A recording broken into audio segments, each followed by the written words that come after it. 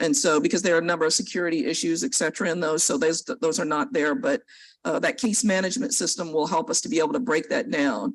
Like IA Pro for the NOPD, how many it's for neglect of duty or use of force or whatnot. It's a little more difficult for us right now with this system, but we'll look and see what type of what IAD can do to break it down for us. What's the difference between terminated for misconduct and terminated for performance? That could be, not doing, it could be not making your rounds. It could be not come to work. It could be a number of things. So I'm going to probably need to dig further into that to see exactly what those categories look like. But that again would be a part of that case management system being able to parse it out for us. Yeah, I would appreciate the next time you're before us, I guess in the next 3 months, if you could get this information to us, and we'll get a letter over to you just requesting the specific information, including the number of suicides and any status of any investigations, not seeking any information that might be subject to attorney-client privilege. Thank you, Sheriff. Yeah, you're welcome. Councilman Morrell. Oh, sorry, Councilman Porter. Okay, all right, thank you, Sheriff. Closing comments. Yeah, thank you for the opportunity to present. We look forward to, we're really moving towards a date.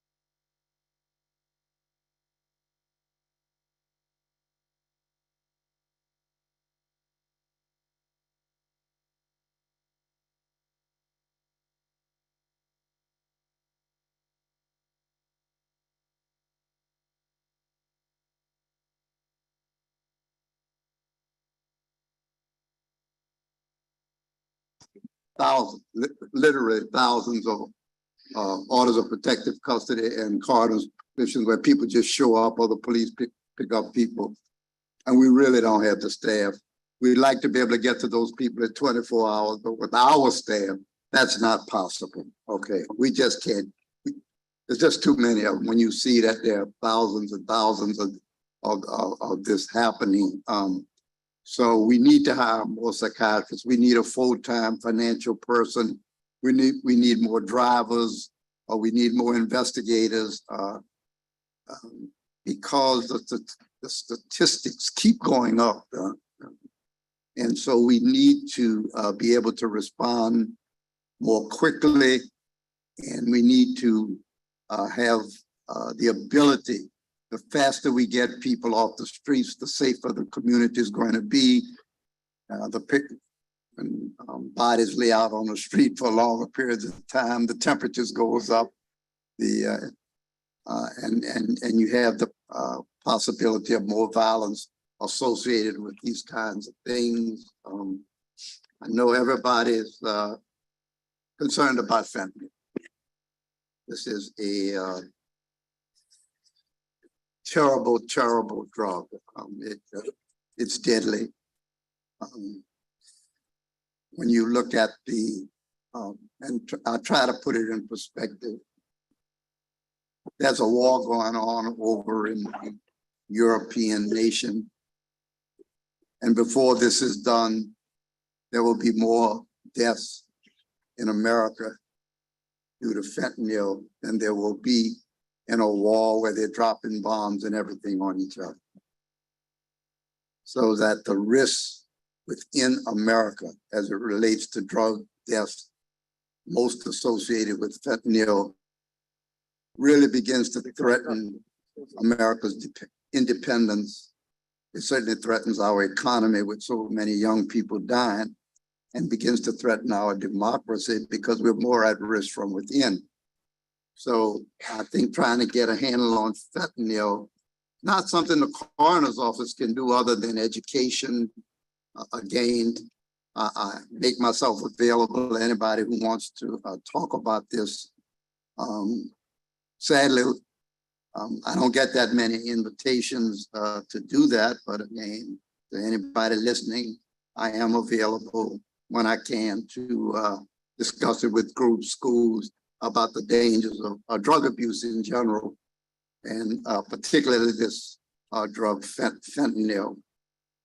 So we're asking you today for about $800,000, and that would give us 3 more desk investigators, 3 transport drivers, 3 psychiatric clerks, 2 morgue assistants, and 2 office personnel, which would one would be our chief financial officer, who is part-time now. We'd like to bring her on full-time, and so that we're more able to respond to the needs of the community. I think you know that drug abuse and mental illness is probably 2 of the chief causes of crime. And we can help the living through the psychiatric portion of what we do, which is thousands of people on a daily basis, on a yearly basis, I'm sorry. When we get you on the morgue side, there's not anything we can do except probably give final closure to the relatives and to be sure that the diagnoses and everything runs true. Sometimes the process doesn't run as quickly as they like, but it's better be slow than sorry. And so we offer, when things don't go as fast as people want, we certainly offer our grievances to them. And we wish that sometimes things could always go fast, but doesn't always go that way. Death investigation and trying to get it right takes more time than people would like, but we do the best we can.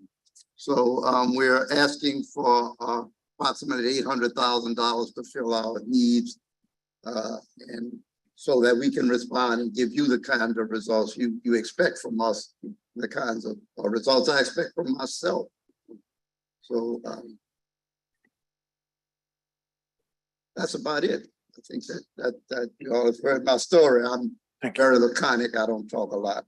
Thank So you. I got to say, and that's it. Thank you, Councilmember Green. Well, I think in what your office does, it kind of, there's only so many words you can use when you've done 1,136 autopsies last year. And how many assistants were doing that work? Couple. A couple, 2 or 3, some Yeah. 4 Two autopsies a day. a couple. Who is a couple? No, I'm just saying that they might be doing Yeah. 5 or 6 autopsies a day. Yeah. I mean, we need help. I mean, we need help. I mean, we have people, we work around the clock. I mean, it's 24/7. I mean, and the criminal justice system starts at the coroner's office. People don't realize that. And until I put my name on a death certificate, no investigation can begin. So a lot of what happens, you can't accuse a person of homicide till I'm convinced that it is a homicide.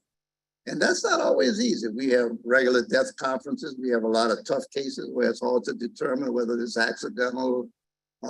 It's sometimes difficult to tell whether something's a suicide or accidental death. And those things are important. They're not only important for family closures, but for insurance policies. So it's an intricate office. It has wears many hats. I wear many hats as a coroner.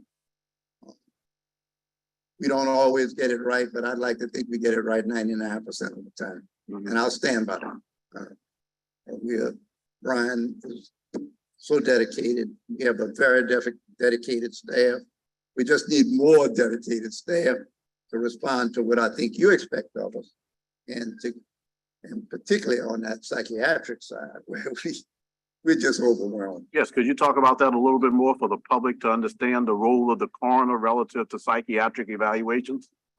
Whenever a person is deemed a risk to themselves or the community, a relative can. Mr. Coroner, deemed by whom? Right. The police? The No, police? no. No. I just for the public's sake. Okay. If a citizen of New Orleans is deemed a risk to themselves, can be by a family member to someone else in the community, that family member has a right to come to the coroner's office and file a complaint. We will then evaluate that complaint. If we believe that complaint to be valid, we will send the police to pick this person up, bring them to the hospital, and our psychiatrist will evaluate them hopefully within 24 hours, but certainly within 72 hours. Then there's the coroner's commitments where someone is picked up by the police on the street who's acting wild, who's out of control, or someone who just knows he's out of control and walks into an emergency room and says, I'm sick. Those people will be coroner's commitments and our office will be called, and then we have to respond to those also. There are a limited number of spots. Many of these people wind up outside of the city. They don't always wind up in the city of New Orleans. And yet we have to respond, and we do respond, but it's around the clock. And we need more people because psychiatrists get burnout. Investigators get burnout. So far, I haven't burned out, but I'm in my autumn years. I think time is going to take care of that. I'm going to be the big burnout. But I think that in the meantime, we're asking for your help. And I think I'm trying to make, this is personal to me, I'm trying to make the coroner's office more proactive and to involve myself as a public health officer into issues that particularly coroners haven't ventured into before. So that my job is to try to keep you out of my office in many instances. Because once you get in that refrigerator, there's not a whole lot I can do. So I've written many articles in my 6 years on different medical problems as it relates to the stresses of life, the things that we are coming in contact with every day, how it affects people from a stress point of view, from a medical point of view, and how all of those things lead to suicides, lead to poor medical practices and early deaths. I know we say life is a circle of life, but I'd like people to run more than one lap, okay? I'd like you, you know, it's a journey, it's not a sprint, it's not a dash. So I have taken it on myself to involve myself in medical issues from a medical officer. The coroner's office is not, it's part of the criminal justice system and a part of the medical system. I wear two hats. And I want to, as a physician, as part of the medical community, I want to be informative. And as part of the criminal justice system, to be accurate. And to, whenever I can, head off problems and alert the city council to potential dangers that could infect this city from a moral point of view, and even from an economic point of view. Because, I mean, if you think that a tree falling on a young man and spawns a lawsuit, what do you think is going to happen if an outbreak of hepatitis A hits this city? What do you think is going to happen if an outbreak of cholera hits this city? What do you think is going to happen if an outbreak of tuberculosis because we didn't act? Just think about that. How do you explain to a family their child died from an infectious disease that we could have prevented? And the only reason that happened is because we didn't act. Our first concern is to the safety of the citizens of our community. Now, I can't solve all of the problems of housing and lack of housing, but I can tell you there are things going on in this city, particularly with encampments and the like, that represent a ticking time bomb. And you better get your hands around it and not tolerate it any longer. Because this is a catastrophe waiting to happen. So I have made it my mission to be more proactive as it relates to my office, to involve myself in not only death issues, but life issues. Because if I can prevent a death, then I've made the work for my people on the other side a heck of a lot easier. But I think all of you, and me included, we have to, our first concern is to the safety of our citizens from both, not just from violence, physical violence from gunshot wounds and the like, but from lack of medical care and other kinds of potentially dangerous situations that exist in the city of New Orleans.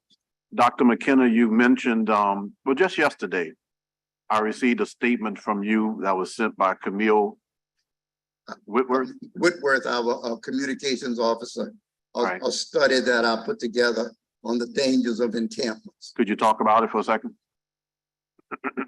When you look at those 10 cities that have infected our city all over the city, not just in one area, they're ticking time bombs for infectious diseases. That's going to happen unless you do something about it. You cannot let people, most of them who are there are either there because of mental illness or drug problems.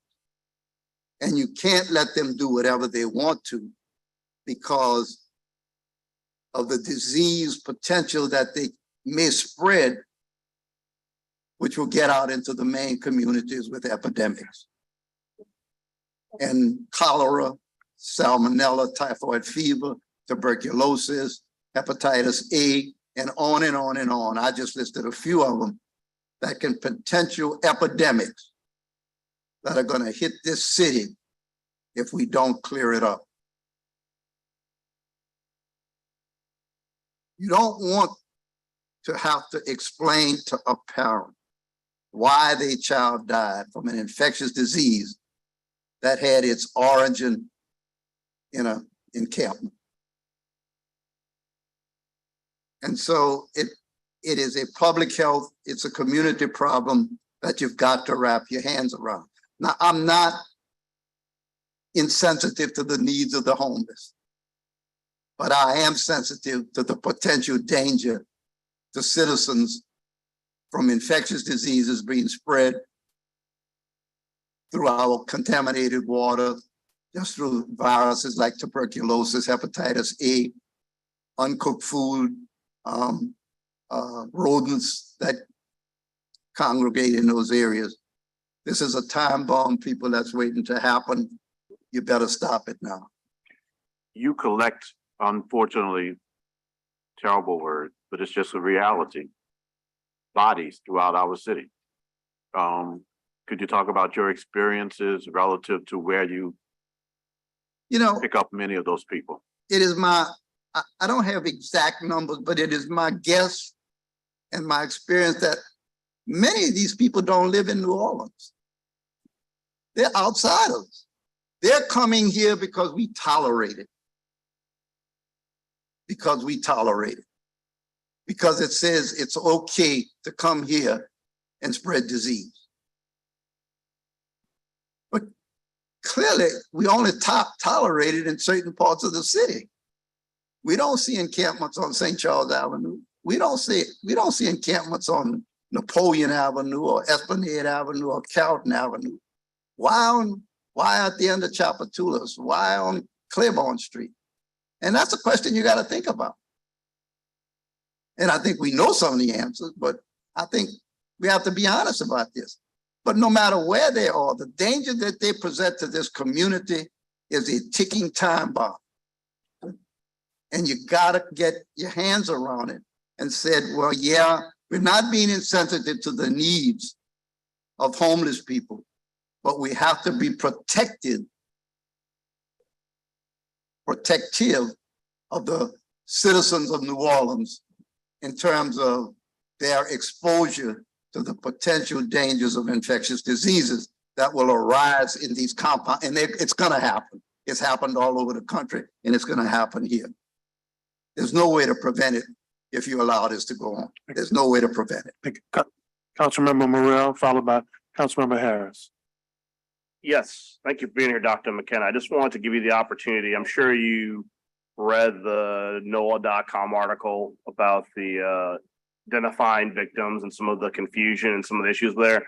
I just wanted you to give you the opportunity to kind of walk us through how your office goes about identifying victims, identifying family, and how you try to resolve this issue. Because I know somebody sued the coroner's office, but as a general rule. okay, And I know Brian's gonna squirm on this, but let me say this to you. Whenever bodies are discovered on the street, and without any particular referral to this case, sometimes things move slowly. You can't, we wanna be slow but sure. I know everybody wants everything to happen overnight. I know everybody wants us to be able to identify their loved one. Lickety split, it's not gonna happen. It's gonna take time. Sometimes we have good information, sometimes we have bad information. But in the end, we wanna get it right. And in the end, as far as I know, we get it right, maybe not as quickly as we would like. I would like to offer my condolences to anybody's family who I don't take this lightly, where we didn't get it right quick enough, but we got it right. And I know closure is very important to people, but I assure you there's another side to it all, and without because it's a lawsuit filed. And I think the true facts will come out in the end, and it will show you that we were not negligent. yeah, I'm not so much concerned about that specific case. It's just more of an issue. I think that something that's helpful, I think, to people in general is that the more forward-facing policies you have to set people's expectations, the easier it is for them to process what's going on. And I think one of the takeaways from the article, which I thought I was trying to get an opportunity to address today, I think you'll probably will address it at some point in the near future, is just when it comes to identification of bodies, just letting people know what the office policy is. And in my experience, just as a lawyer and as a policymaker, both as a legislator and a council member, the more you have that stuff written down somewhere, the easier it is for everybody to kind of say, well, this is the policy. And I think that's kind of where, in my review, looking at the story, I think that's kind of the missed opportunity, in that if I have no doubt nothing would be more upsetting than identifying the wrong body and having someone show up and think their child is dead and them not be dead, or vice versa. But I think anything that your office can do to have a policy that people could see, maybe on your website, saying, if you're a missing person who's been gone for so many days, this is our policy. When we find a body, what takes us, generally speaking, so many days, just something that people can digest. Because like you said, it's part of setting expectations. I do appreciate that if you have a body without identification and without any identifying birthmarks or tattoos or the like, you don't want to roll everybody in with a missing person and go, hey, is this your guy? But at the same token, I think just clarifying that policy would be helpful just for people to know what the policy is. That's just my suggestion. You know, many bodies we get deteriorated. And even in the morgue, it's not sub-zero. The temperatures in the morgue are kept approximately 4 degrees above freezing. And they'll begin to deteriorate after a period of time. After 30 days, if we haven't found a relative or anything or a friend or somebody, we can't let those bodies stay in the morgue. They'll deteriorate. We don't have the room. I mean, so we cremate them. Remember, I stopped all of that paupers field burial. It seems to be kind of inhuman. And we keep the ashes, and in certain circumstances, if somebody shows up later, at least we'll have the ashes for them. But the worst thing for me in medicine in particular is to make a mistake. You don't want to live with that. So if it takes longer, so be it. So be it. I don't want to misidentify anybody or anything like that.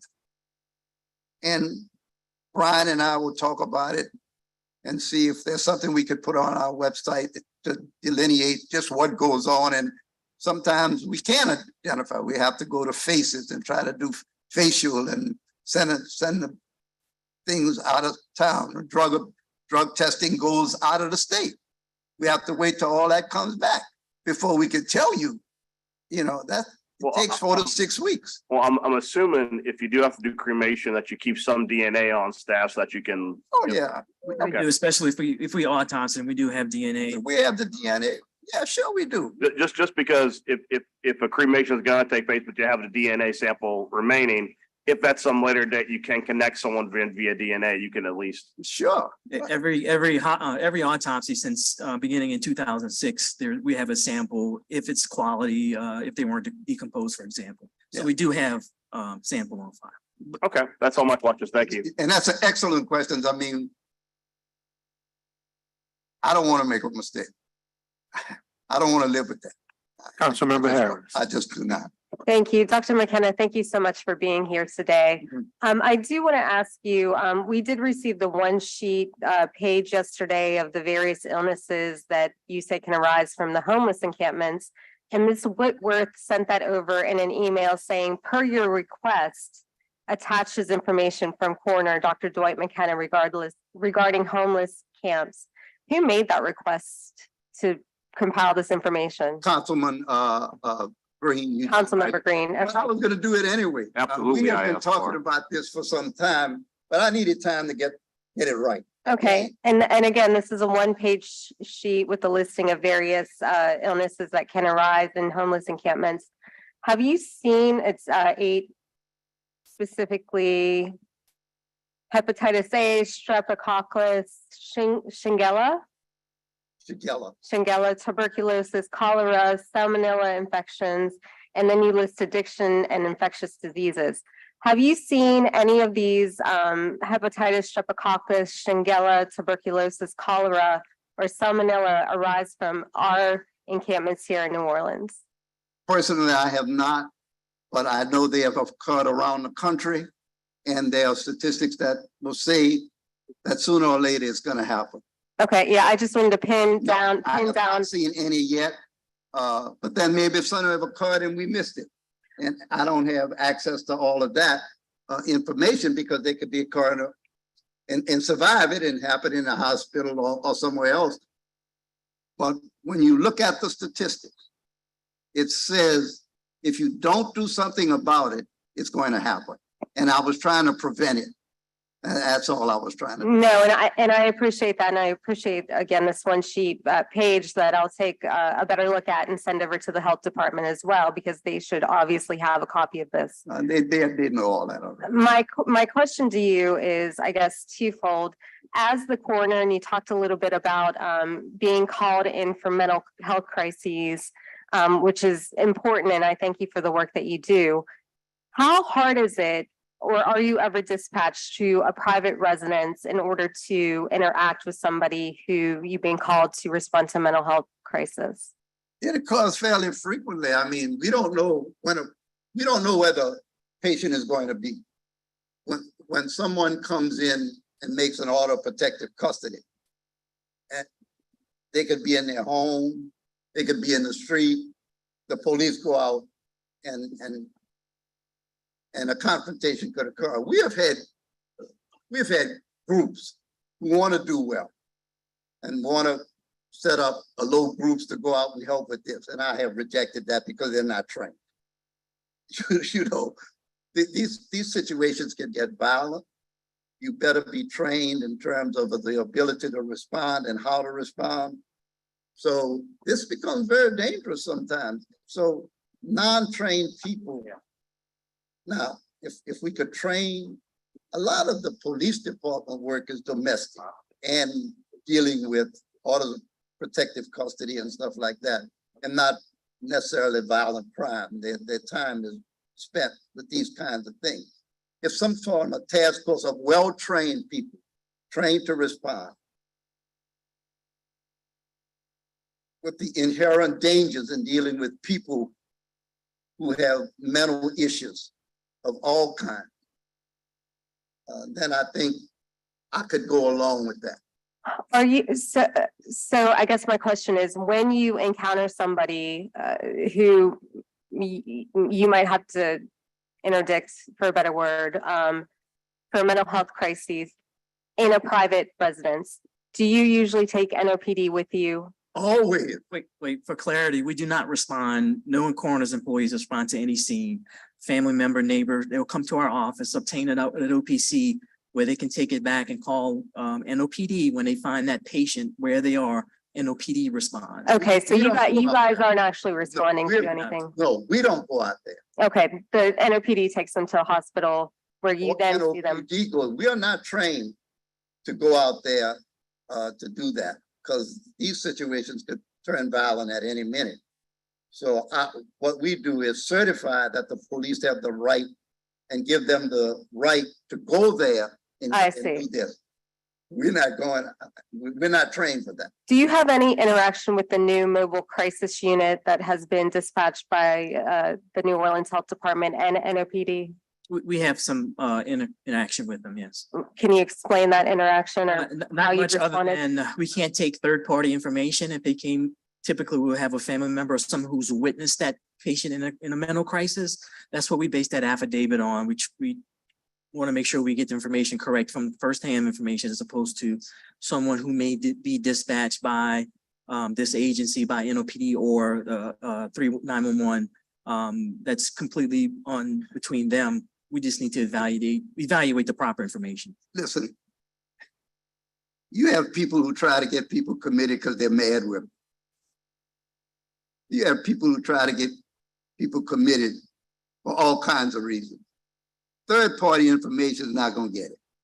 You know, again, the issue is being right, getting it right.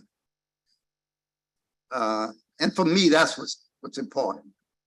And so when the family members come in and give us a chronicle of chronology of what's been going on, then we feel better about it. You can't take third-party information. You can't take what the neighbor said. The neighbor might not like this person. Or might want to get them off the street. Yeah, but they may need to be off the street, but they may not need to be in a mental institution. Right. You understand what I'm saying? So you want to get it right. And I want to express that to you. It's more important to get it right than to get it quick. I appreciate that. And listen, you know, all the council members know, and many of the people in the audience know, that what my office has been working on the issue of homelessness since I've taken office. We have Clutch Consulting, who has now started with the city of New Orleans to help us make a strategic plan and to implement decommissioning some of the encampments. So I would love for you to be involved in that, especially given what you're seeing. And I do want to correct you. We are unfortunately seeing encampments on St. Charles Avenue and some of the other places that you're seeing. And that's because of the uptick in homelessness nationwide. And as you said, a lack of affordable housing. And again, it's going to take all of us as a community to come together That's and why I wrote the letter, figure out the solution. and So that's why I got involved. sure. And again, I'd love for you to get in touch with once Clutch is on the here embedded. And Nate Fields, our homelessness director, and Dr. Vegno and everyone in the medical department to really sit with you and see what you're seeing, because I don't know that we've done that yet. So thank you. If I've just raised the incidence of expectation of letting people know the danger, if I have aroused the call to action, that's what I'm trying to do. I understand that. That's what And I'm trying to do. no, I completely get that and I understand that, but I will tell you that in getting ready to come here today, I was listening to an NPR article about a town in Colorado where there's an increasing number of homeless people and people are being violent towards them because of issues like they are causing disease spreading and et cetera, et cetera. What I don't want to happen is for any homeless person here in the city to be injured or harmed because of a thought that they are somehow going to spread disease to a child. So I just want to make sure sitting here today that we're not causing a witch hunt where there doesn't need to be a witch hunt, where we all need to wrap our arms, come together, wrap our arms around each other and address this issue and its systemic causes and help people get off the street. City council person, what you don't want is to one day have to explain to a mother why her child died because of what you didn't do. Thank you. Listen to me. From a physician's point of view, your first responsibility is to the community as a whole and prevent these issues. And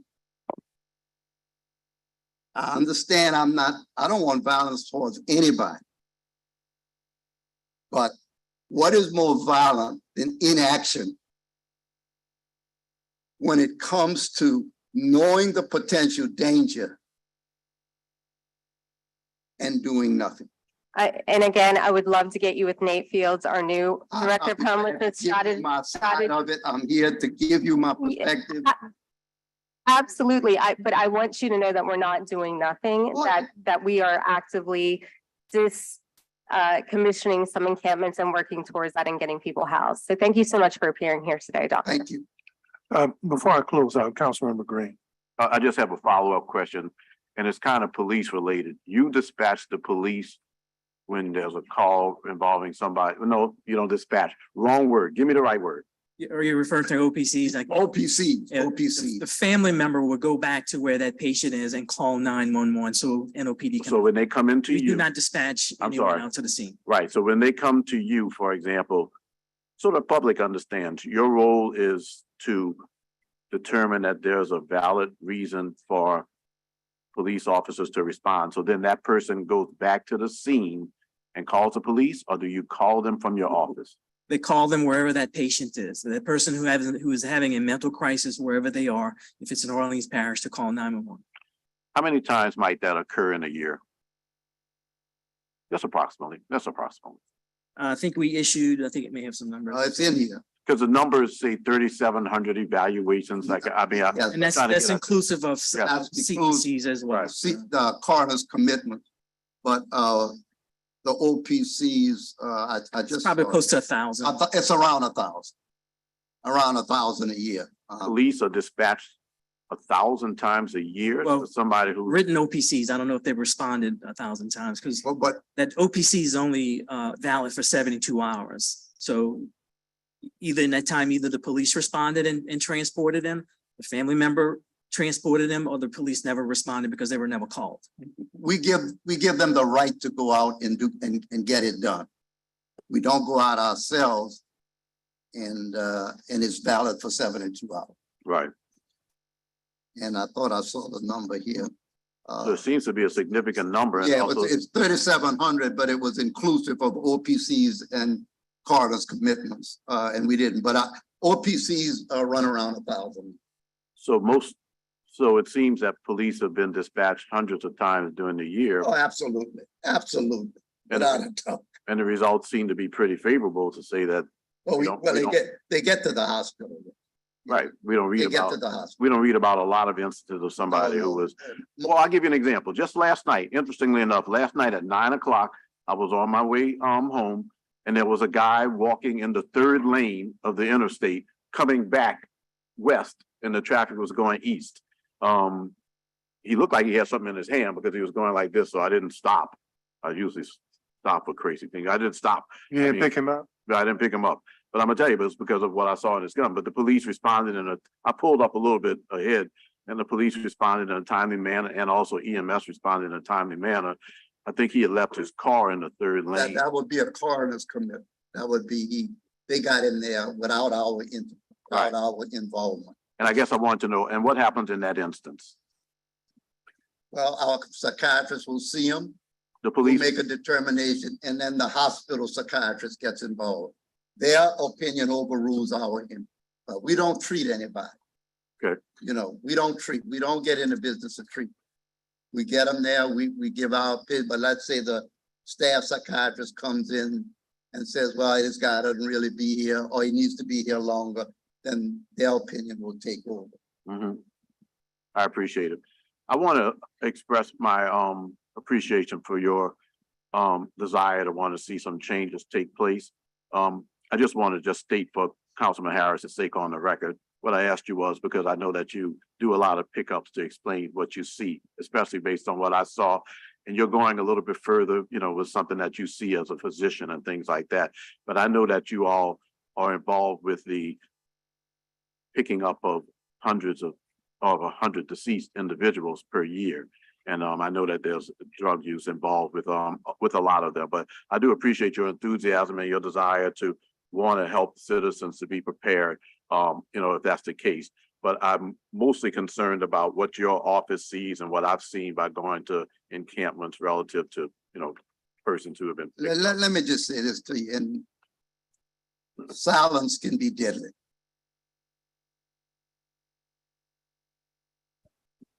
Not speaking out could be as violent as ranting and raving. If I see it, I'm gonna tell you about it. And then you make your own decisions from there. But I don't want to live my life as a shrinking violet or see things that I know are wrong or that could be potentially hazardous to the community and not at least speak out. And then everybody can form their own opinion. I'm certainly not infallible. I have my opinions. I try to base them in fact and what other people have seen around the country. I don't take it lightly. I'm not talking off the top of my head. I usually can back up what I write, and I stand ready to defend my positions against anybody at any time. Thank you, and you're a very concerned coroner. It's Yeah. appreciated. Well, I'd like to. Well, Yeah, first go ahead, go ahead. of all, thank you as we wind down this segment. You know, the good thing is we have two colleagues here that have been stellar in their approach on both these issues. Councilmember Green, about how do we begin to protect these traditional neighborhoods with the issue with encampment, and no one has been more central than trying to find a solution for homeless and houseless than Councilmember Leslie Harris, and both are needed. But the issue here, especially given the numbers and the growth in this country, we're at a real turning point right now. If you would go back and study what Anna Gorman and Kaiser Health did in their 2019 report on the growth of medieval diseases in encampments, it rivals what happens in concentration camps, slave encampments, and those periods around the war when they would put people in a lot of these sites.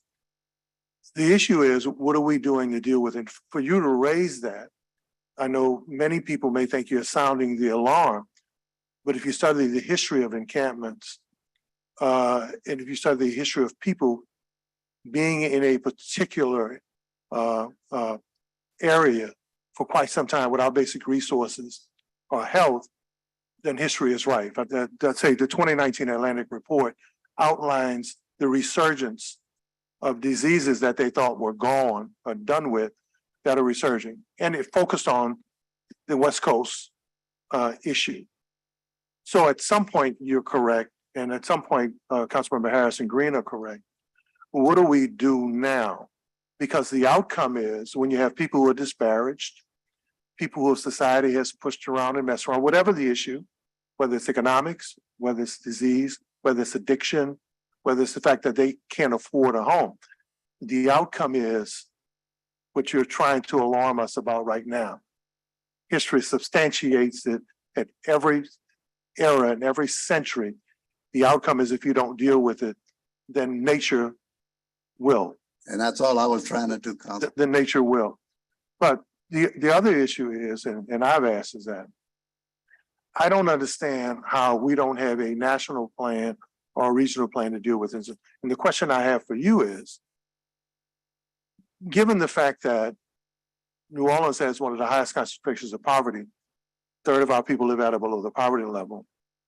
Our neighbors in St. Tammany and Jefferson have some of the highest concentration of wealth and resources. Why is it that houseless or homeless people seem to be herded or forced into poorer communities and cities than the neighbors that have more resources and more opportunity? Why do we see it more concentrated in our community than we do in those areas where there's more wealth? Because we tolerate it. And because we have not responded more forcefully in saying this is something that's not only not, it's not in the best interest of the people in the encampment, but it's not in the best interest of the people in the city. The powers to be in our surrounding communities don't tolerate it, and racism and poverty and a lot of factors play into that, and I think we know that. New Orleans is a majority Black city, and so as a majority Black city, a lot of pestilence happens here because of Black people are the poorest people, and because they interesting statistics in since they've been calculating statistics on jobs, Black females are at their highest employment rate since we've been documenting these, but Black males are at the lowest. And Councilman Thomas, that the Black community can't survive with those kind of numbers. And so why people come here, I guess it's because we let them come. And why other cities will move them out right away. You can speculate, and everybody will have their own opinions about why they wind up here.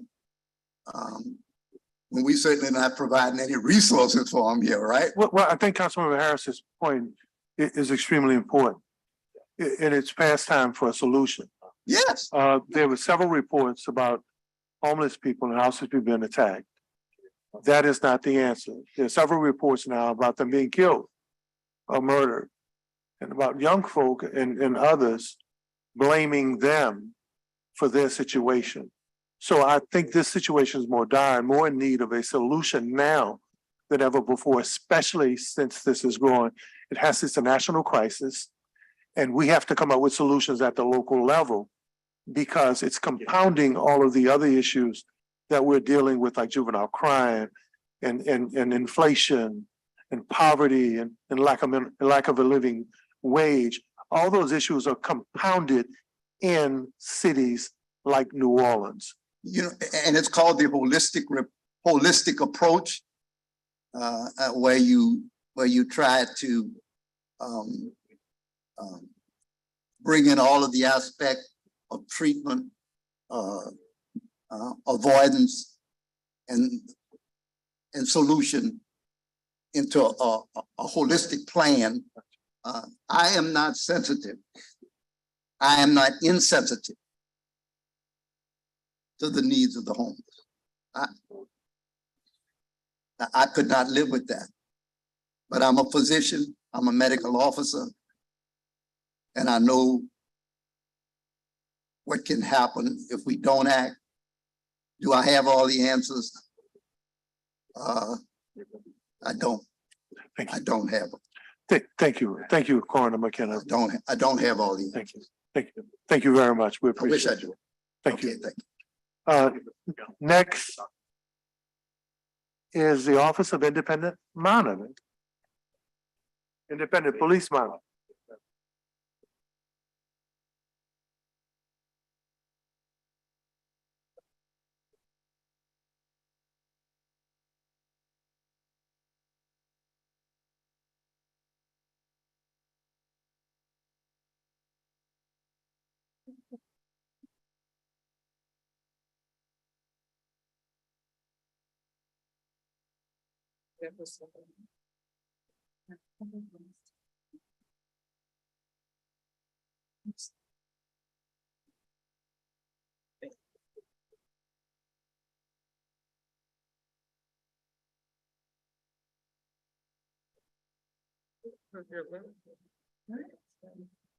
Make some time. There we go. Oh, it's- Thank you guys for coming, Mr. Matt. We appreciate it. Of course, Uh, thank you so much for having us. Absolutely. We appreciate you. You can actually start your presentation when you're ready. Wonderful, thank you. Again, I'm Stella Cement. I'm the Independent Police Monitor for the City of New Orleans, and I'm here to represent the Office of the Independent Police Monitor. I'm joined today with our Deputy Police Monitor, Bunsil Shokumbi, who unfortunately is in her final couple weeks at our office before she moves on to Fort Worth to be the Independent Police Monitor there. All right, with that, I'm going to start our presentation. Today, we're here to share out a data snapshot with the community and with our council regarding the data that we've internally collected regarding police oversight here in New Orleans. We're also going to share out briefly about some projects that we've recently released and we will be releasing in the coming months. So first, we want to be able to share with the community that's watching at home and online all of the relevant data that has to do with police oversight in New Orleans. And we want to start with talking about use of force and critical incidents that occurred over the last quarter. So right now, we've had 12 use of force review board cases heard in 2023. We've also had less than 5 critical incidents and officer-involved shootings. As a reminder, our office is on call 24 hours a day, 7 days a week to be able to go out to the scene of any officer-involved shooting or critical incident, to be able to monitor every step of the NOPD's investigation and everything that occurs after there's an officer-involved shooting or someone dies in custody. This year, we're on track to have less critical incidents than in 2022. And we are on track to have more use of force cases heard by the use of force review board. I'm highlighting this because that means that we're on track to see less officer involved uses of force of a high level. And we're on track to see more accountability and to ensure that officers who have used force have their actions thoroughly reviewed by their supervisors and by the use of force review board, to ensure that their actions were either aligned with policy or, if not aligned with policy, that they receive any necessary discipline or retraining that might be required. I wanted to highlight this because this was also an area that our office was concerned with last year. Last year, there was a drastic drop in the number of cases that were heard by the Use of Force Review Board, and we highlighted that in our annual report. And so we're happy to see the NOPD get back on track with holding these monthly meetings. Again, this is a very important way to provide timely feedback to these officers on any use of force, and then provide timely accountability if needed.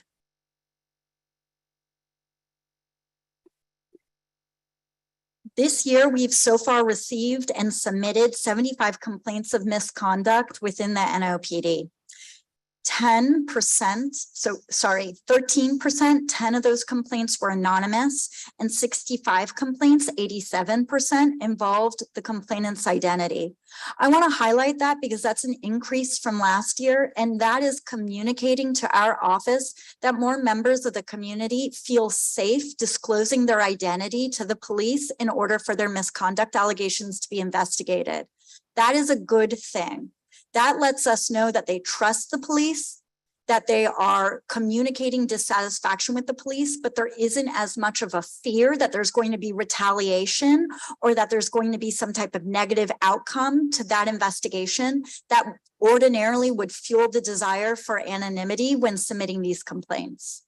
So we are happy to see that increase. The other thing is that an informed community is going to submit more complaints. We're not automatically concerned by the increase in complaints because we have received more this year than we received this time last year. We're not concerned by that trend. That's just letting us know that the community is informed about what are the expectations for their police department, and they know where to go to be able to file complaints of any officer that is outside of those expectations or isn't following policy and training that they may have received or are aware of to be able to do a better job for our community. So we're not yet concerned about that trend. That said, we always watch the misconduct allegations that we receive.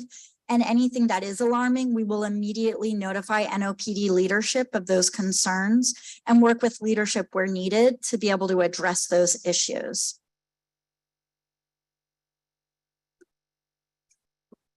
So far this year, we've seen a drop in the number of disciplinary hearings that have been heard by the NOPD. Now, our office provides monitoring services during all of the disciplinary hearings that are held by the Public Integrity Bureau and by the Superintendent's Committee. We are there to be able to provide recommendations and assessments during deliberations on this officer discipline. And we're there to monitor the officer discipline to ensure that it is fair, consistent, timely, and relevant with the type of allegations that are being alleged and sustained. There have been less disciplinary hearings this year. We are looking into that trend to determine if that's something that we need to be concerned about. The only reason why we would be concerned is if there's a lot of investigations that are being completed with a sustained outcome and they aren't being scheduled in a timely manner for a hearing. So in the past, we would have had more disciplinary hearings by this point in the year, but I will say that was because there was a backlog in those disciplinary cases, and many of those investigations had actually completed in the years prior and just hadn't been scheduled for a disciplinary hearing yet. So we're not automatically concerned by the drop in the disciplinary numbers, as long as that means that we're not creating a backlog and we're not going to see the back end of the year, the final quarter, or the beginning of 2024 be a catch-up period. We just want to make sure that the NOPD is following their policies and all relevant timelines and are giving all discipline in a way that is going to be most relevant to the involved officers, which means as quickly as possible. It is not helpful to discipline an officer multiple months after an incident occurred, because at that point, you are talking to an individual about something that happened years earlier, and we're not going to see the type of changed behavior or the accountability that that moment might have required if handled in a more timely manner.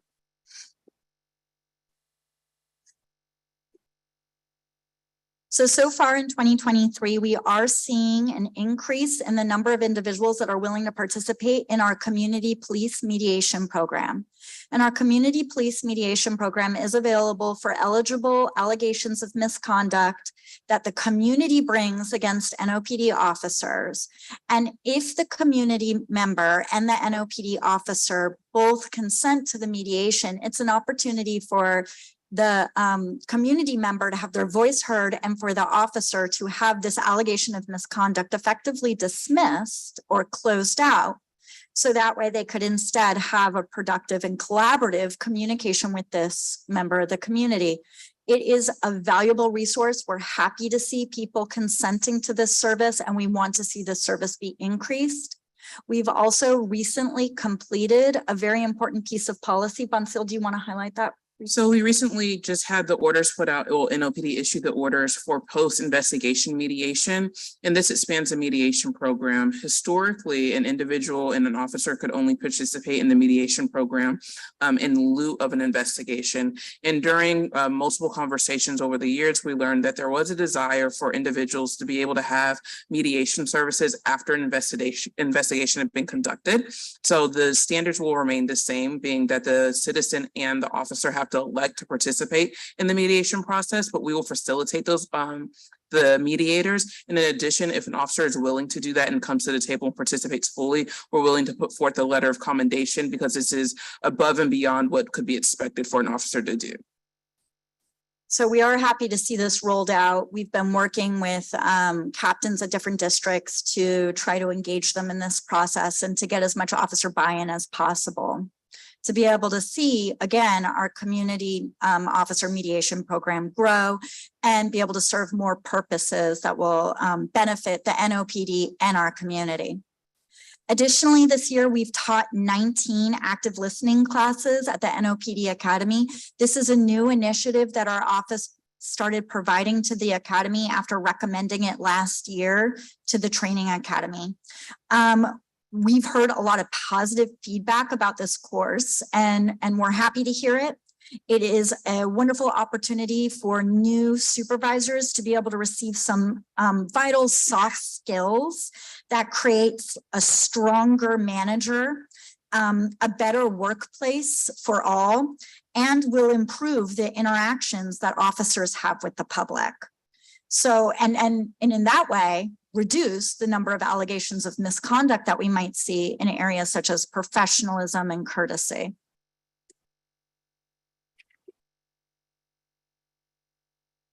Finally, in 2023, we are continuing to offer as many community outreach events as possible. We haven't been able to offer as many as we were offering in the previous year just because our team has gotten so small.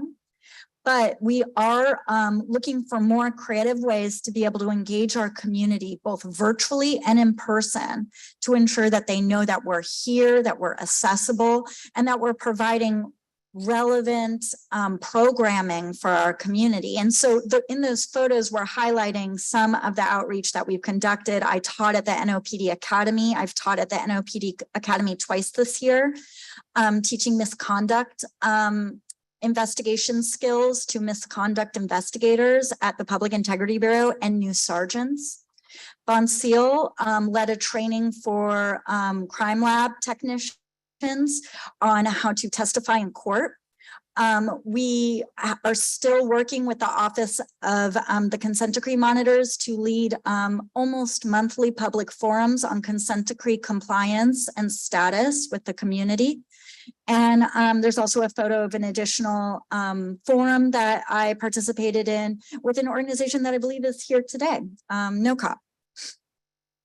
Again, we're a small team, but we're looking for ways to expand our community outreach. And actually, Councilmember Thomas, I do want to highlight that we will be hosting a coffee with the IPM event this Friday at the PJ's on Reed Boulevard in New Orleans East. And so anyone who's watching in New Orleans East, please come out. It will be this Friday at 8 a.m. It's a great chance to learn more about our office over coffee. So now I would like to highlight some recent projects that our office completed. and some other relevant information that we thought would be helpful to the public. So first, as much of the public knows, at the end of 2022, Chief Ferguson retired, and we started the process of looking for a new police chief. At that time, our office requested to be a part of the process, but also submitted a public letter to our mayor requesting a collaborative search model that would engage with our community, engage with our public as much as possible to ensure that their voice and their input was included in the search for the next police chief. In the interim, after sending that letter, our office developed an informational tool for the community and for stakeholders in the process that outlined relevant trends nationwide on police chief searches. It included data regarding police chief candidates that we're seeing across the country, a local history around how police chiefs have been appointed here in New Orleans, and potential interview questions for candidates. In July, the finalists for the NOPD police chief position were interviewed by an external and internal stakeholders that were selected by the city. The OIPM was very vocal in our disappointment in that list. We were concerned with the lack of representation of the community on those panels of stakeholders. We issued a press release, and we also did some media appearances discussing our concerns regarding that lack of representation. And we highlighted that those targeted or impacted by problematic or biased policing in the past weren't included. Advocacy organizations that represent victims of crimes or families of loved ones who've been impacted by crimes weren't represented.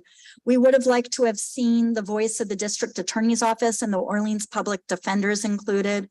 We also would have liked to see our populations of Spanish-speaking individuals and Vietnamese-speaking individuals be considered as external stakeholders, just because there are concerns that these populations underreport crime and often are underreporting crime because of maybe a distrust or fear of the police department. And we want to see those communities have access to a police department that understands those unique concerns. And we wanted to see that the future leader of the NOPD understand these different populations' needs.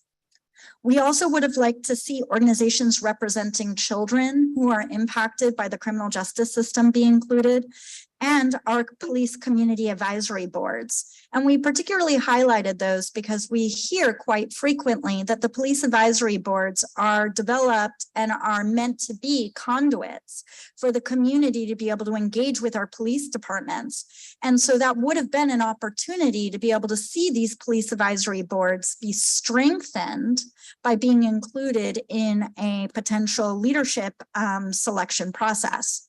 And we will highlight that this is the trend that we're seeing across the country. We are seeing across the country that community input is playing a larger role in the selection of police chiefs. We're seeing that more than 35% of chiefs in 2021 that were surveyed by the Police Executive Research Forum were a part of, in some form or another, in the selection of their police chief. In our informational tool, we also highlighted some relevant police chief data that we thought would be helpful for giving some context to the candidates that we're seeing be selected here in New Orleans. The OIPM has received some questions from the media regarding why some of the candidates are deputy chiefs or on leadership teams of police departments across the country, but are not necessarily former chiefs, and whether that's something to be concerned about. But we would just like to highlight that nationwide, the majority of the police chiefs being selected came from a candidate pool that are made up of assistant or deputy chiefs. 37% of those surveyed in 2021 were representing this deputy or assistant chief candidate pool. I don't want to, but you know, if you're familiar with the whole police chief recruiting municipal employee game that's being played, where folk even have agents and lawyers represent them to the highest bidders, especially if they have the resume. Many of the chiefs who are already in place, and I know some of them, they're not part of that pool. Their assistants are, and deputy commanders are, and captains are. So unless it's a rare job, with the rare opportunities, the folk who are already chiefs, they're cemented into their community or about to retire. They're not submitting their names to be part of a search pool. Exactly. They're not submitting their name. That's a wonderful point. They're not submitting their names. They're often at a different point in their career. They're looking for something different. They might have contractual obligations. They might have pensions to think about. They're at a very different place than our assistant and deputy chief type of candidate. And also we just want to highlight that deputy chiefs and assistant chiefs are great candidates. And we do want to put any community concern to bed in that regard. And same with captains. If we're seeing individuals at that high level of command and supervisory experience, putting their hat into the ring, that's a good thing. And we're seeing that nationwide. And the other trend, so folk know, and I've heard this from major chiefs, you know, we got to take the guess because if stuff gets delivered subjectively, community can take it either way. Right. And many of the chiefs, especially if they're renowned chiefs with experience, they don't want to go through a search process, and they'll tell you that. They definitely do not, and they're at Council member, their career. they'll tell you, Yeah. I'm not going through a search process. My resume and my record is big enough, and you're either going to give me the job or you're not.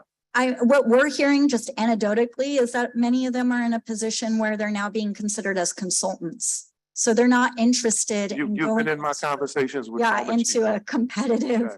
search like the one that we're currently conducting here in New Orleans. And that's, again, a trend that we're seeing nationwide. Only 15% of those surveyed actually came to a search Right. as a current chief. Right. And many of those chiefs, I will just say again, are from smaller jurisdictions that are now looking for a chance to work in a larger jurisdiction. So they're looking for a chance to further their career. So again, those are going to be a different type of candidate than That's what we good. would expect to receive here. That's good information, though. Thank you. And this tool is available online for any member of the community to look at. So we just wanted to highlight it so that way they knew that there were some resources out there. We also included some sample topics to explore in interviews. Though our office was not a part of those interviews, I know when information is made public, I would expect to see these topics were topics that were addressed by external and internal stakeholders in the selection process. And we highlighted these topics because they were particular areas of concerns that we heard from the community about and that we've assessed on our own. Finally, when looking at external candidates, there is a tendency to look at the data around how those leaders in other departments might have been policing their jurisdiction. And I think that that's a good thing, but we also just want to remind anyone in the community that is looking, say, to these other jurisdictions and asking critical questions about how these individuals were policing there, that data could be diluted or manipulated or may not be able to be immediately lifted and understood here in New Orleans. So we really want to see individuals instead focus on concepts like leadership culture, that candidate's perspective on policing and their decision-making process, because those types of personality traits or experiences are going to speak to how they're going to police in the future and what strategies they may choose to utilize in a market like New Orleans. So moving on, in the next month, the OIPM will be issuing a report responding to the VAPI investigation, and it will be released in mid-August. Our office has worked very closely with the Office of the Consent Decree Monitors. We were responsible for monitoring the investigation that was conducted this last spring and providing technical assistance to the NOPD through their investigatory process. We're now going to issue our own response to this investigation, providing our own assessments and recommendations on the thoroughness of the investigation that was conducted, NOPD's policy, their training, and any other investigatory practices that we observed. We're going to be highlighting things that we consider to be original or novel, and we're going to be adopting any recommendations that we saw put forth already by other partners who've already issued their own reports. So that includes the Office of the Inspector General and the Consent Decree Monitors. And again, we're not looking to beat a dead horse. We understand that this issue has received a lot of local attention. However, we just want to make sure that we're able to bookend this process and provide our final assessments on it for any future investigations that might come up. And then as we enter August, we are entering a time in the year when New Orleanians, where we're the most concerned about hurricanes. And so we just want to highlight that we have released our hurricane oversight plan to the public. It's available on our website. We release this plan every year, and we detail what the role of police oversight is during storms and emergencies. It includes a detailed monitoring strategy and the assessment criteria that we're going to use to be able to measure NOPD's performance and evaluate their performance during any declared emergency. In this document, we critically examine the NOPD's hurricane strategy that they have also completed this summer. And we provide a clear rubric that we've shared with NOPD leadership this summer and in previous years. With how we're going to measure their compliance with their policies and state and local law. So this hurricane plan also included public feedback that we received after releasing our report assessing officer performance during Hurricane Ida. We held a public forum after Hurricane Ida, and it was also available online, and we received feedback from the community about how they were policed during Hurricane Ida, and we incorporated that into our strategy for this year. So whenever we say that we have a rubric to be able to measure NOPD performance, that's available at the end of our hurricane oversight strategy and plan. And it's how we effectively grade the NOPD after a storm. So each rubric that is attached at the end of our plan covers a different area of the NOPD response and may have different requirements regarding data that must be submitted. For example, how much use of force might have occurred during a declared emergency, or misconduct complaints filed, the number of arrests per district for issues such as curfews or anti-looting protocol. And the rubrics also, along with the entire plan, is provided to NOPD for comment prior to its release. And whenever we utilize the rubric, we provide all of that information to the NOPD before we issue a final report.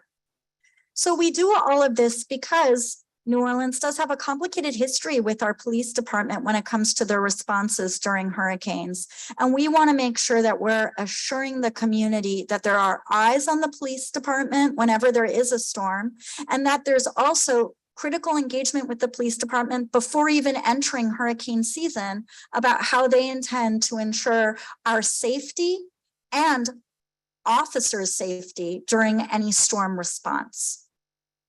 Again, this is available on our website. So that is our presentation for the council and for the public, and we welcome any questions. Any questions? Well, first of all, thank you, Mr. Matt. I think, no pun, but you and your team have been stellar. No, I mean, I've been waiting to say that since you started Really appreciate with the Office of Independent Monitor. No, but understanding the history, and I was kind of part of starting this whole Independent Monitor offer years ago, my first time around, and the need for it. I've been part of the mediations and volunteering mediations there in the past, and people may not always agree with you, but you have raised the level of expectations there. I think you have raised the standard of what policing is and with citizens. And then you said something earlier that I don't really want the public to gloss over, is that the proof in the public having a better relationship and being more entrusting of law enforcement is their ability to come forward when they feel like there's been an injustice. Yes. That, first of all, you guys have to pat yourselves on the back with that, you and your teams, which means we're finally getting to a point where folk not only feel like they have the kind of relationship where they can report unconstitutional policing, but that they have agencies like yours that when it's found out to be true or substantiated, there's a place that they can go. Now, what happens at the end of that? The system takes care of that. But you guys have been absolutely wonderful in raising your profile and the expectations of the public as well as law enforcement. Thank you. Thank you very Thank you. much. Thank you. Thank you. And anything you want to do to close out here? Sorry? Oh, I'll yes. just highlight that we are hiring currently. We're hiring for 3 positions in the office. We have received wonderful candidates, so we're excited. But we Councilmember are Green still, wants to know that. Give us the positions. so we're hiring 3 positions, one for my position for deputy police monitor. That position is open and For we your position? yes. Where are you going? I am the new police monitor for Fort Worth. So thank you for the city for the opportunity to serve, but I am moving. Thank you. We are also hiring another misconduct and force analyst. So this will be the first time we have 2 people serving in that role. And we were able to get approval from the city to change the requirements for our data coordinator. So we have been receiving candidates for that position. It was open for 18 months because of the salary, but now we've been able to change those qualifications. So we believe in the next month or so, we'll be able to bring on 3 new team members, which is going to grow the office exponentially and impact the community beyond bounds. The only thing I'll add is that the unemployment numbers in this city are staggering and getting worse. Though I honor outside talent, I would hope that we take a serious look at the people within this city whose resumes may fit and who are part of this community. We always want the best, but if you can find the best within your agency or next door to you, that's the best of the best. Thank you. Thank Yes, you. we definitely believe the best exists in New Orleans, so please. Well, you submit just your trained one of the applications. Thank you. Thank you, Ms. Continue being stellar. Have a great day. Do you want to send this? No online comments. You can tell when it gets late, we get goofy, don't we? Next, we have JJIC. Followed by NOPD. I'm sorry, Zeke Wiltz, you want to comment when we get to NOPD or now? Yeah, your comment is on Jude. Okay, I'm Tony, with the name in the box. okay.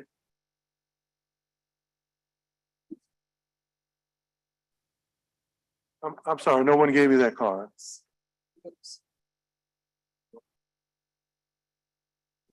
Tony Duplantis Jones? I'm sorry.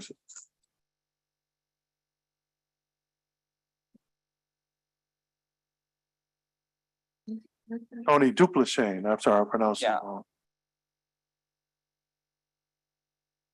wrong. Sorry, I'm just pulling up message I was given. No, take your time. Good afternoon. My name is Tony. I'm a member organizer with New Orleans for Community Oversight of Police. I would like to thank Stellar, the IPM, for helping us provide education to our neighbors and community members on the process and transparency around questions of oversight in our police system. I'm going to be using my time today to share some words by Jasmine Groves. You'll know her as the daughter of Kim Groves, Absolutely. who the NOPD had murdered in 1994. And this is what Jasmine had to say. I believe the council needs to fund the IPM in order to fund programs like Families Overcoming Injustice, because funded programs like this would be great outreach to help support and build programs, like Families Overcoming Injustice. We are survivors of lost loved ones due to police brutality.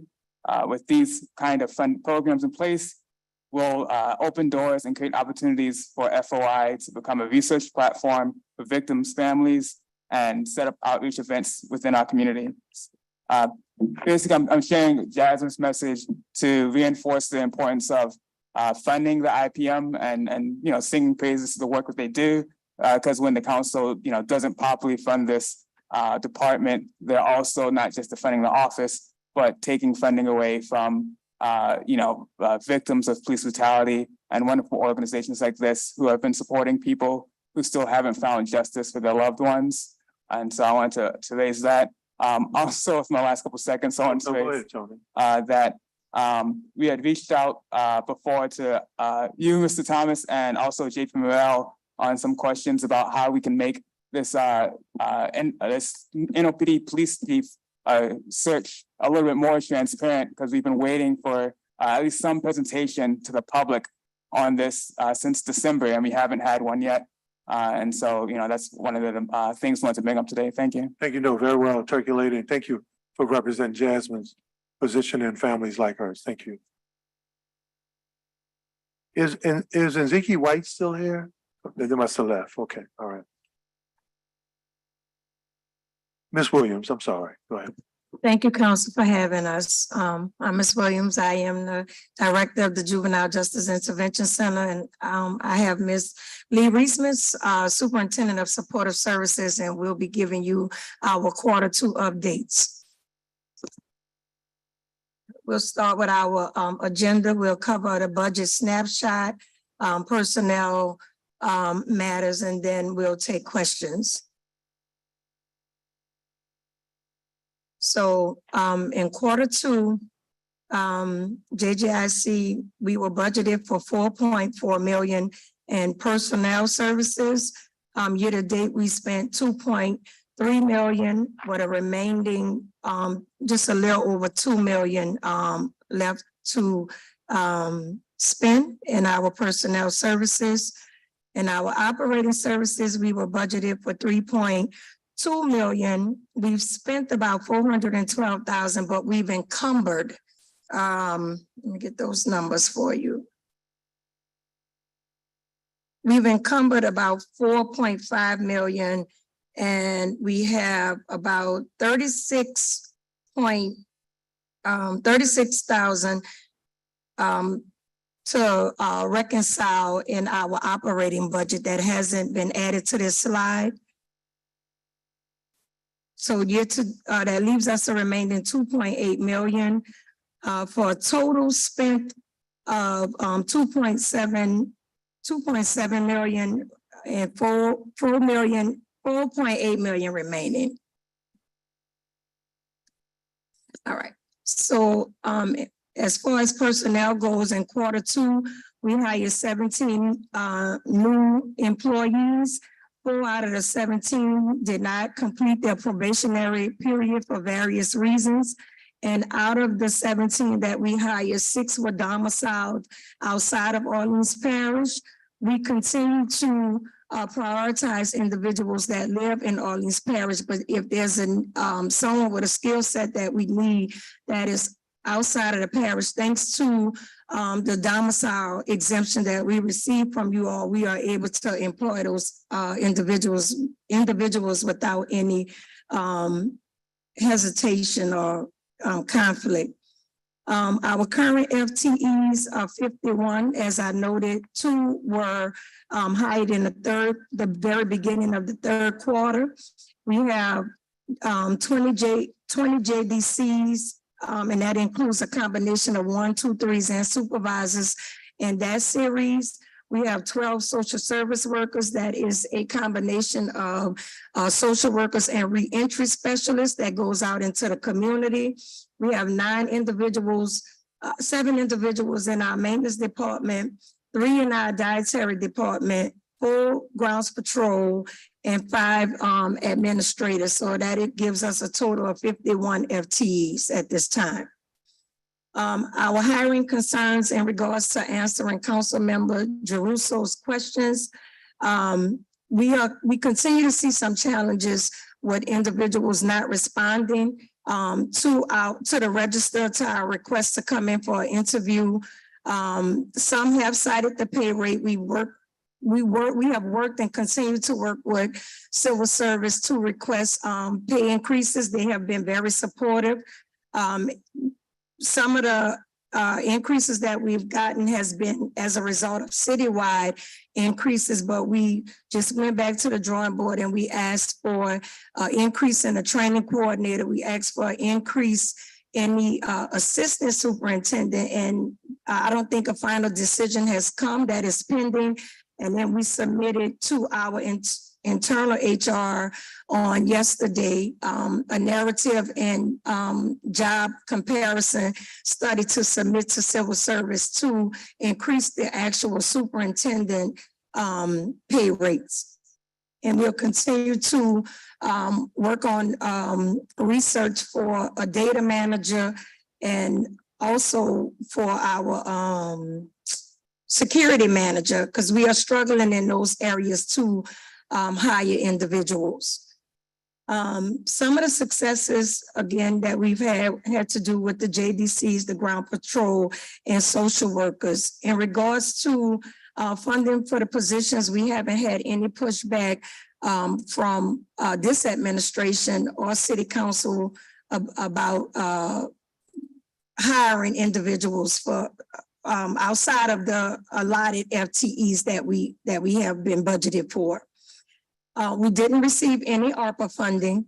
JJIC didn't receive any ARPA funding, so we couldn't comment on that. And in regards to our dashboard, while we are collecting internal data that we have not put out, because a lot of what we do is protected by confidentiality because we deal with juveniles, we are looking for a data manager so we can get a public dashboard to just highlight some of the things that are going on inside of JJIC that otherwise, if we don't come to council member hearings, people won't know. In terms of personnel, JJIC was budgeted for 6.5 FTEs, and at the time of the presentation, we had 49 FTEs, but again, to date, we have 41 FTEs. I mean, 51, I'm sorry, FTEs. What's up with the juvenile detention concept? The pay? No, well, that and we're competing again with other agencies who doesn't have some of the restrictions that we have, like the psychological evaluation. A part of it, I'm not gonna lie, is the DCFS children child abuse and neglect registry, where individuals have to be screened by our licensing agent, which is the Department of Children and Family Services. And some of it has to do with the criminal background check. While the city has banned the bots, there's some charges and crimes from our licensing agency that don't allow individuals to work in that space. All right, and we currently have 10 open requisitions. We have 1 JDC3 requisition, 1 JDC2 requisition, 1 JDC1 requisition, 2 reentry specialists requisition, 1 social service supervisor requisition, 2 laborers, and 2 ground patrol requisitions that at the time of this presentation, when we were putting the presentation together, we were waiting the CAO personnel approval, and we got that approval. So those 2 requisitions are now active. And I would just like to add that because we sometimes have challenges with filling positions, we don't want to create requisitions and then have to recertify them and they expire. So as individuals come in and we work the register, and as individuals come into job fairs and our walk-in interviews, if we see interested candidates, then we will put in a requisition. Any questions at this time in regards to the budget updates? All right, so you can go to the next one. We have a second presentation. I'm not sure if we could pull up in terms of our quarterly updates. Yeah, this is the Q2. Yeah.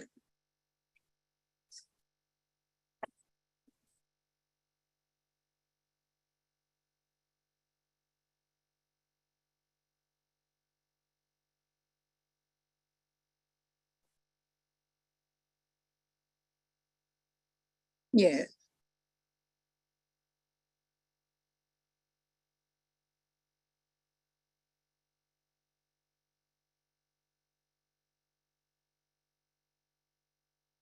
So in terms of internal updates, again, I'll speak to our human resource department and some of the successes that we've had. Again, the job fairs that JJIC has participated in has netted us quite a few new employees. So most of those 17 new hires is a combination of trying to work the register and attending these job fairs, whether it's Job One, inviting us, Goodwill, inviting us, and some of the sewage and water board, some of the city job fairs that we have been invited to and have participated in. Another part of our success is just working extra hard to retain the dedicated staff that we do have that were already in place at JJIC. And again, hiring 17 new hires, although we lost 4 in this quarter, we will continue to do our best to hire and bring quality individuals to JJIC to meet the needs of the population that we serve.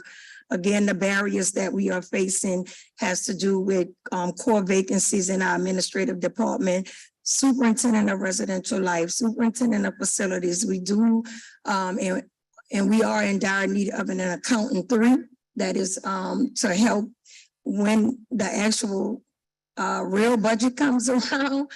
A data manager so we can get our public dashboard up and running so people can see in real time and there's some transparency as to the work that's going inside the facility.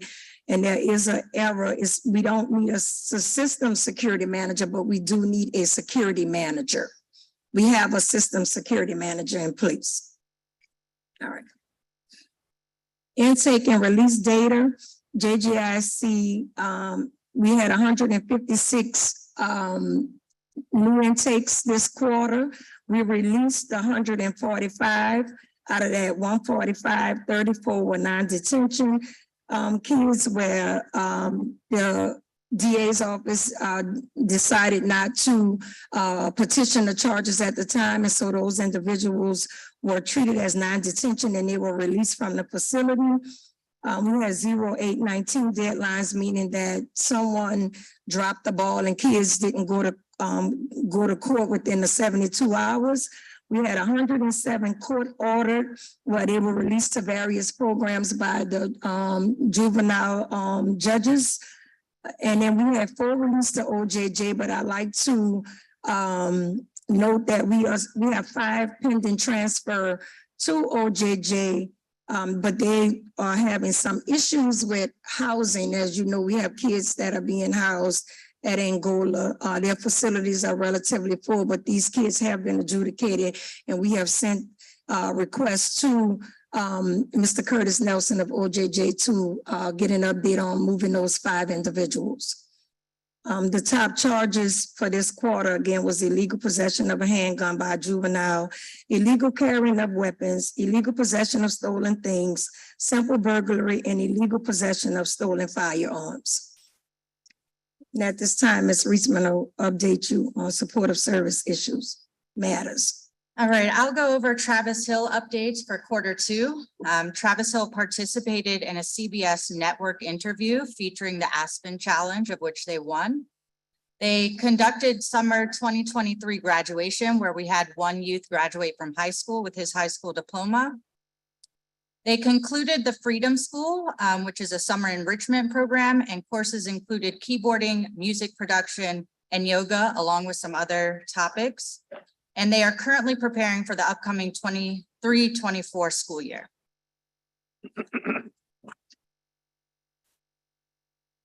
As you know, we work closely with Children's Hospital to provide our medical and behavioral health services, and I'll review data and updates from them for Q2.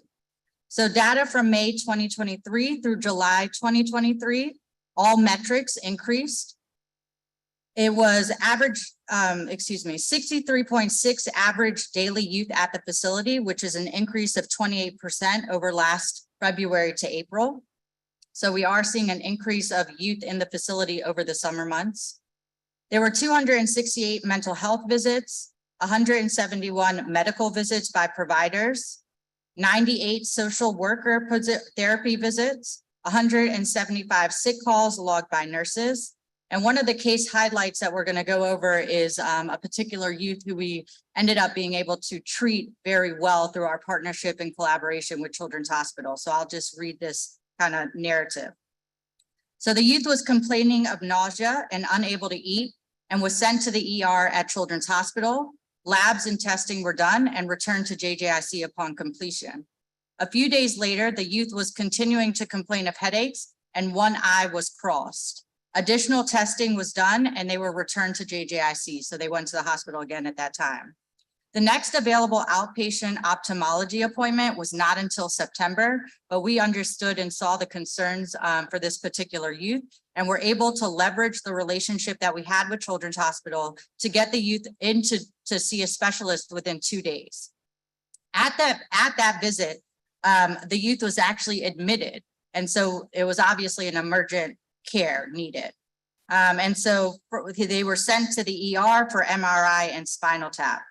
The youth was admitted to Children's for 10 days for concerns of disease that could lead to brain and spinal cord infection and ultimately paralysis or death. The final diagnosis was a disease that likely could have led to permanent blindness if untreated. But of course, we were able to address the needs on the front end and so really saw good results.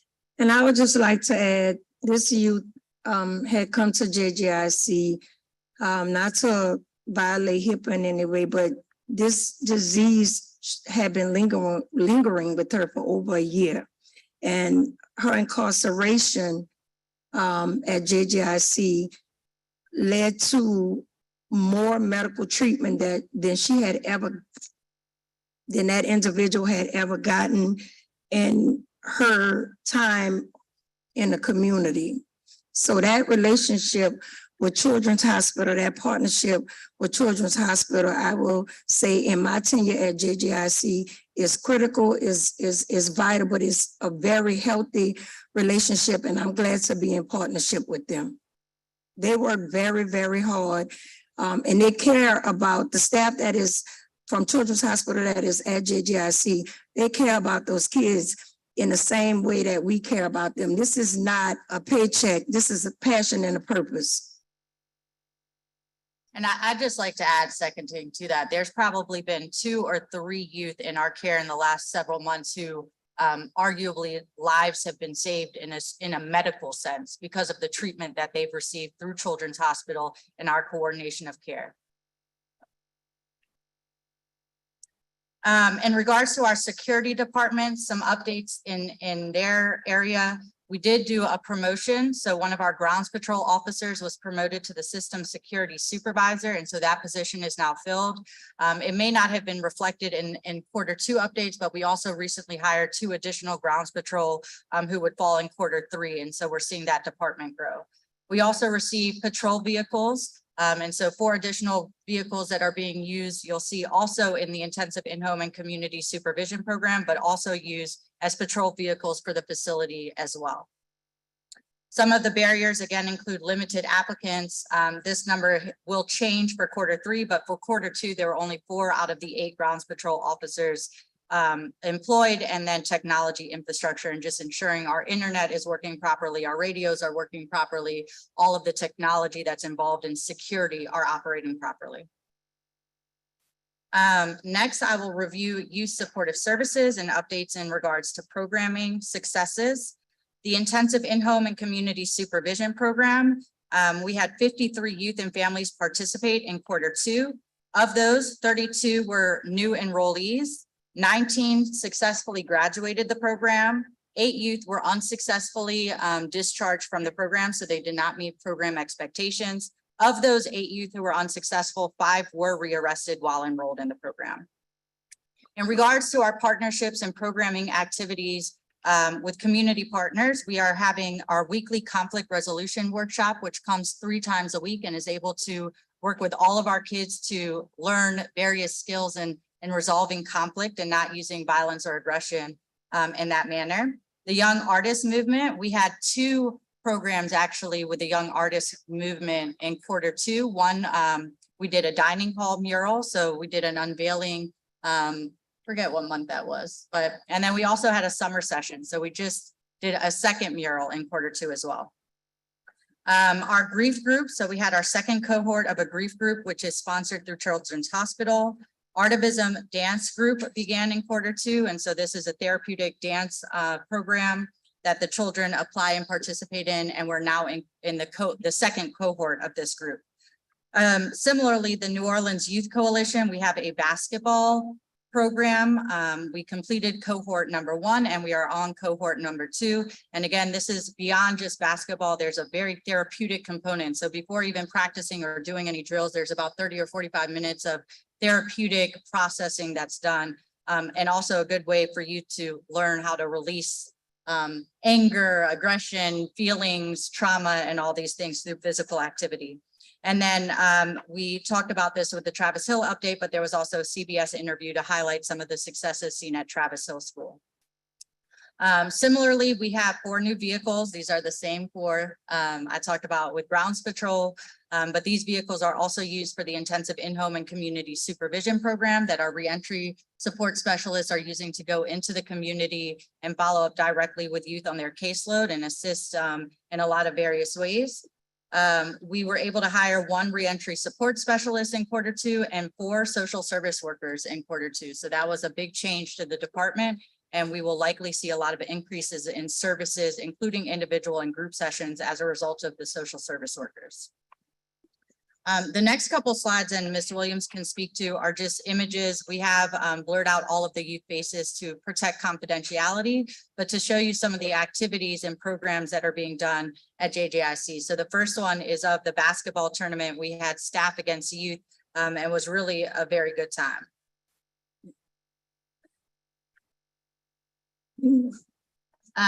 The picture on the far left is of the YAM Summer Project. This program, although it was very short, was very compact in terms of its agenda and activities. So they had guest speakers they had writers, musicians, different kind of artists coming in to illustrate different tools of art expression. And so this was during a poetry session, and each of the youth are writing haikus actually in this particular image in the bottom left. The middle image is of the mural that was done during the summer project, and this is in the hallway space when you transition from the old side of the building to the new side of the building. And the idea, this was all put together by the youth. They put the mural and the ideas of the mural together, was a transition from darkness to light, and that love really transitions and helps you grow. So you can't see the full mural, but on the left-hand side is some darker images, rain, graveyards, violence. You can see the word violence. And then on the right side of the image is a rainbow. You can't see a lot of parts of it, but there's flowers and there's growth and there's green and bright and light. And so it's really talking about the transition and growth that is able for each one of these kids to do at JJIC. The next image is of our graduate. So we did just have a high school graduate. We have the CBS interview on the top left corner. You could see the youth working. The top right image is the mural we had discussed a few minutes ago, the transition. And then at the bottom left is the mural in our dining hall, which also is talking about growth and transition. On one side is what happened before a butterfly is a caterpillar. You have caterpillars on one side and butterflies on the other. So to show transformation of, what has to happen to grow. And a caterpillar wraps itself up. It actually dies inside that cocoon and is reborn as a butterfly. So really talking about transformation and change that occurs in an individual. And then another graduation to our bottom. And then you could see the dance group, more murals, and then activities and the Aspen Challenge Award winners. And I would just like to also add these 2 individuals, well, 3 individuals is not really present in the photos of the work that they do, but Brother Calvin Pep, Brother Hakim, who facilitates our conflict resolution groups at JJIC, who comes religiously 3 times a week and meet with not just the young boys, but also the young girls to deal with their conflict. As you know, JJIC is home to each and every youth that is allegedly accused of a crime and arrested in the city of New Orleans. They are brought to JJIC, and a lot of those individuals come with conflict from the streets. And so it is extremely challenging to house those individuals in a way where that carry in doesn't affect the quality of life inside the agency. It's a tough job keeping them separate, especially when there's allegations of you may have shot my house up, or you may have carjacked my friend or snatched my friend's chain. To keep them separate and apart, and keep the environment safe. A lot of that happens in that space is because of the work that those two brothers come into that space and do and continue to do weekly, working with those individuals. Mr. Ernest Johnson from pt.2 Village, who is our parent liaison, when there's a issue and parents have concerns, we come to the table with pt.2 Village and we sit down and we work to resolve whatever the issue is. And I make it very clear, parents have my direct phone number, lawyers have my direct phone number. I'm accountable for that agency. So when things happen, I welcome Mr. Ernest and I'm glad he's there as a liaison, but I want them to know that I'm available and they can call me 24/7. I want to do the work 24/7 and I get calls sometimes 24/7, but having Mr. Ernest as a liaison, sometimes even when parents don't know where to turn when they're looking for resources, because he don't just support when there's an issue, if there's a need in the home, if a bill needs to be paid, if parents need groceries, if they need hygiene products, Mr. Ernest and his team will come in and do the best they can to support the families for the children that are housed at JJIC. So I didn't want to leave them out of this presentation, although we don't have, we have that one photo of Mr. Ernest serving for our Juneteenth event, but Brother Calvin Pep and Brother Hakim, they do a lot of great work in that space in helping us rehabilitate those kids and hopefully cancel out conflict. Dr. Johnson, that's Dr. Johnson with pt.2.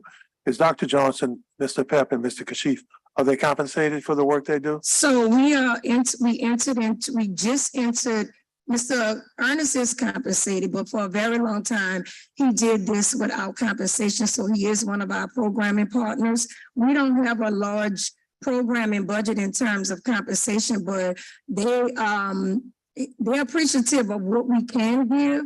I would like to at some point enter into a contract where we can do more. Right, their services right now falling under unique and non-competitive. We just entered into, I don't know if they received their first check, but we just entered into a unique and non-competitive with Brother Calvin and Brother Hakim, correct? Yeah, so I think if not finalized, that is being finalized, but I sort of need for them in that space, and they were again coming and wasn't being compensated, and so we had other programming partners that were, and so we worked to get them compensated as well. Well, I dedicated some funds through the budget last year for conflict resolution, and unfortunately, a disproportionate share of the kids back there from the zip codes in my area. I don't know why the city hasn't worked out that formal agreement yet. We've even had Ms. Tanisha Stevens in those meetings with us trying to figure out how to do that conflict resolution piece. And we hit into another budget cycle and we still haven't figured it out yet. We thought that maybe Thrive could be the agency that we could contract with because the money's still sitting there, and I think that would be dollars put to very good use. Hopefully we can figure out a way to make it where nobody's trying to give anybody any money, but this conflict resolution is a program that we're needed, and maybe it could be routed through you guys. As far as I know, the funds haven't been used yet. They just keeps telling us how we can't use it and why we can't use it, instead of figuring out a way to use it. But I think I would be willing, council members, to channel those funds through JJIC so that we could do more holistic conflict resolution, more days a week, if we could get it done. So hopefully, Ms. Stevens, Ms. Tanisha Stevens, I see Ms. Stevens in the audience. We were talking with Ms. Williams and them about conflict resolution. I know we were trying to figure out how to do the conflict resolution piece so that we could follow the laws and get it done. She's saying that they're doing it with some of the individuals that we were trying to work with, And maybe the money's still sitting there. We haven't spent it yet.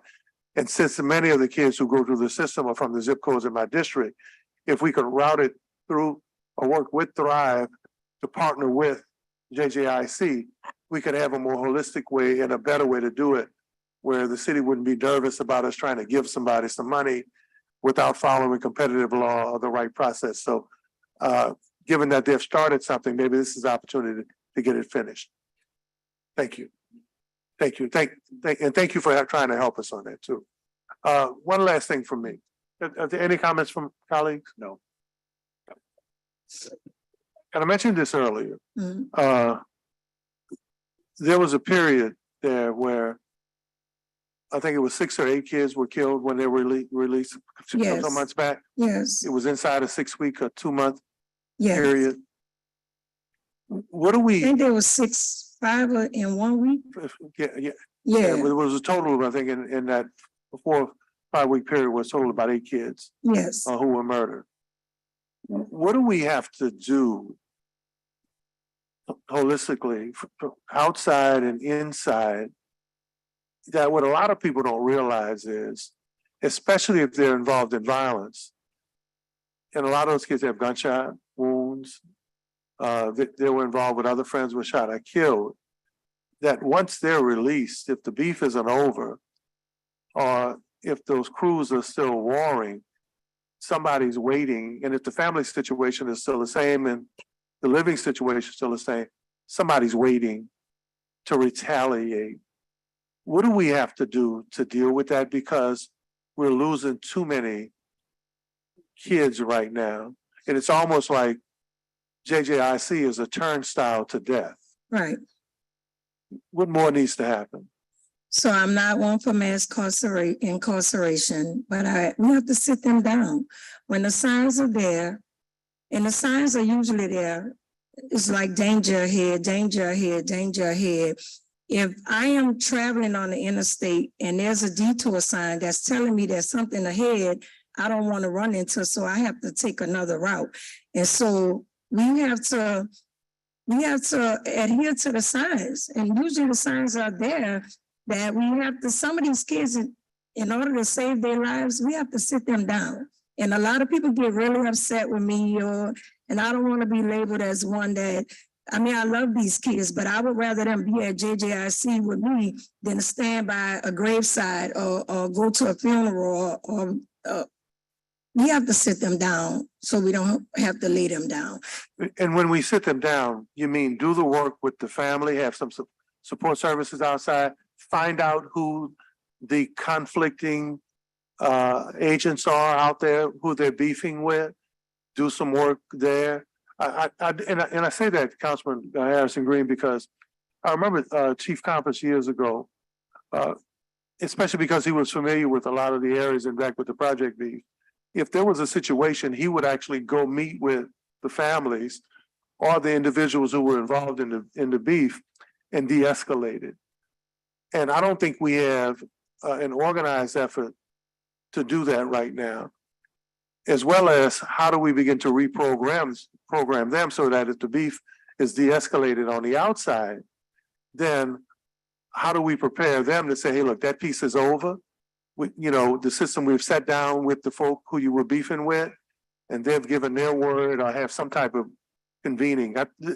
Would that be helpful? It would be extremely helpful if we had internal, like with the help of the conflict resolution piece that we have inside of JJIC, and then there's a continuum on the outside. We definitely need somebody to be the mediator, but you can't send anybody. The people in these communities, they cut from a different cloth. Their understanding is not, and this is no disrespect, Ivy League, so you have to meet them where they are. So you have to send somebody that they can relate to and that they trust. Right. And so you respect it in the community.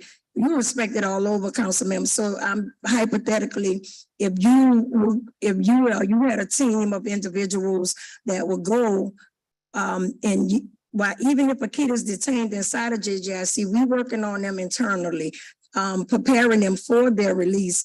And if we have somebody on the outside working with the families and bringing the families together, say, look, Williams and Reisman is understood. They don't like each other, but they coexisting in JJIC. And if they can coexist in that little bit of space and they're distance away from each other and they're not beefing inside of there, what we need to do on the outside to get the families in a space where they can coexist and they can work on things out in the community to where if those kids are released, it's already understood. I don't like you, you don't like me, you stay on your side of the street, I'm gonna stay on mine. And if an issue arises, then we need to go wherever that place is, that community place to say, look, you need to come with your mama, you need to show up with your mama, we need to sit down and talk about this so we all can walk up out of this. Because if we're not sitting down, having healthy dialogues and the parents are not, doesn't have the resources to like support and continue this healthy dialogue, if they're falling into the trap of the foolishness, then we're gonna net the same results as before. But if you got people that's working twofold on the inside, and the outside, at the end, if we don't meet the ultimate goal, we can say we did everything we could. We did it on the inside, we did it on the outside. You was in JJIC, you had your conflict resolution sessions, you was meeting with your therapist, you was getting structured programming to help rehabilitate you. We working with the family on the outside to figure out what is the underlying issues here, how could y'all coexist? We are working so y'all can coexist. We're not saying you have to like each other. We're just saying we want to preserve your life. Reisman, we want to preserve your life, Williams, and the only way to do that is for us to sit down and agree to disagree, but be respectful about it. And Councilmember Green and Harris, the numbers are alarming in terms of the percentages of juveniles and adolescents that are being killed now when they go through the system. Even though crime is going down in all of those other violent categories, and Chief Woodfolk has done a good job there, that percentage is higher than it was a couple of years ago when the violent crime percentages were higher. So I have some ideas. I think I'm going to meet with Commissioner Stevens again about maybe how we can expand that inside and outside to do some outreach with some folk who've done some mediation. And I think you're right about the approach inside, but somebody's got to deal with it outside to say that piece is over. We'll get together to work on that. And Councilmember, if I may request, if there are any women leaders, female leaders, because the paradigm is slowly shifting in terms of the females. We're seeing an alarming number of young females coming into JJIC on some very serious charges. I'm happy to help in any way I can. Absolutely. Commissioner Stevens. Good afternoon. I just have an email to the Thrive Kids part. Yes. Councilmember Jeruso is sponsoring the motion on this Thursday, $10,000 in ARPA funding for Thrive Kids. So just wanted to make sure that is going, but I will get with Ms. Williams and we can figure out how to repurpose those funds to JJIC since the work is already being I done. appreciate you, Commissioner. Thank you very much. You're welcome. Anything else that you want? First of all, thank you. I would like, hopefully that you would consider having a city council day back there, or maybe alternate, so other colleagues could have a town hall. Absolutely. With the kids there. And during the town hall, the one thing is everybody got to tell their story. Everybody got to keep it 100. You're good, you're bad, you're ugly. And I would like you to offer that so that they could really begin to see some of those kids up close and personal. And, I tell people one of the most astonishing things I heard the last time we were together was the young man who said that he wanted to be the young man who was in there. Like, well, wow, he wound up being that young man because now they're both in the same place. So, and I think these stories would help us figure out what we need to do, how we purpose and repurpose funds, and how we work with you and with the chief, especially in an area that seems to be out of control in this country. Well, I would like to extend to the council members, we can establish a council member day. Yeah. When I come to these meetings, I listen to the remarks. I've actually gotten some of my programming partners from my very first council meeting here. I welcome you. You don't need an invitation. I like individuals to sometimes do pop-ups because we can't fix what we don't see. And if I want to be transparent about it, if it's not right, we want to work to get it right, but we don't want to hide anything. So outside of a council members there, you are welcome anytime at JJIC. Councilmember Green. I want to thank you for the work that you Been do. wonderful. I have an opportunity to see you out in the Wonderful. community, and I know that your commitment is there. I also want to comment on something that you said, that no one favors mass incarceration. We don't want to see that. But when you use expressions such as we have to sit them down, I know that's your compassion saying that sometimes in some instances, the incarceration can be protective. And that's all I want to say, because whoever says that to you doesn't know you. And I know that you're very sincere about wanting to see some change, some positive change happening. And all of the work that you're doing at the JJIC is something that is good for the youth who happen to be there, who happen to come for a reason. But you know, I think that your expression was a good one, that sometimes you have to sit them down for a little while and let things cool off so that they don't go right back into the environment that they've been back into. And unfortunately, that's what we saw that happen that specific week when we had so many instances of killing. So no need to be defensive. I think that, you know, I understand, and a lot of people understand, that we can't ignore what is a reality of sometimes it's going to happen if you don't do the right thing as a complete justice system. So thanks for your work. And look, there was a graduation that I attended just last week. Wasn't it 3 Travis Hill? It was 3. Yes, so we had I know actually, that it wasn't in here, but it was 3 of them. yes, OJC. yeah, OJC, there's a Travis here at JJIC and Right. one at OJC. Okay, got you. All Yeah. right. JJIC had 2 graduations. We had a summer graduation, and then the Honorable Miss Leslie Harris spoke at a graduation shortly before that. So that's another great partner that I have, excellent partnership. And I think our relationships, I can't speak for them, I only can speak for me, is probably in the best space that it has ever been in. Like, we talk to each other, we meet regular, we talk regular, and when issues do come up, we go to the table immediately to work to resolve them. And I think for my colleagues, we have seen a marked difference inside of JJIC. The programming, the partnerships, the volunteers, the people that you guys have partnered with. But we're losing it on the outside. Mm-hmm. And it's a crazy thing, right? When the kids perform highest and best and they're safest when they're inside the system. You know, that's not the way life is supposed to be. They're supposed to be there because of they're paying their debt to society for something they did. And when they're released, they should be that they're safest and best, and contracting and using their citizenship to be citizens. So we got to do something to flip that, even though you should be honored for what you're doing inside those boundaries, but we should be matching it outside those boundaries. Right. We need it in the community. I know JJIC can't function without an appropriate budget to provide the services to rehabilitate those kids. But if we could match that in the communities and take some of the resources and apply it to the communities, then it would be prevention and it would be no need for intervention. I wouldn't have a job, and I'm comfortable with that if that could be the true reality.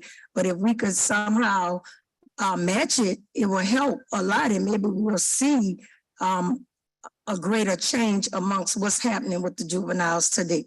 Thank you. Thank you, Ms. Williams. Thank very you, much. Council. Okay, thank you very much. Any online comments? No speakers? Next, we have the New Orleans Police Department Superintendent Woodfall.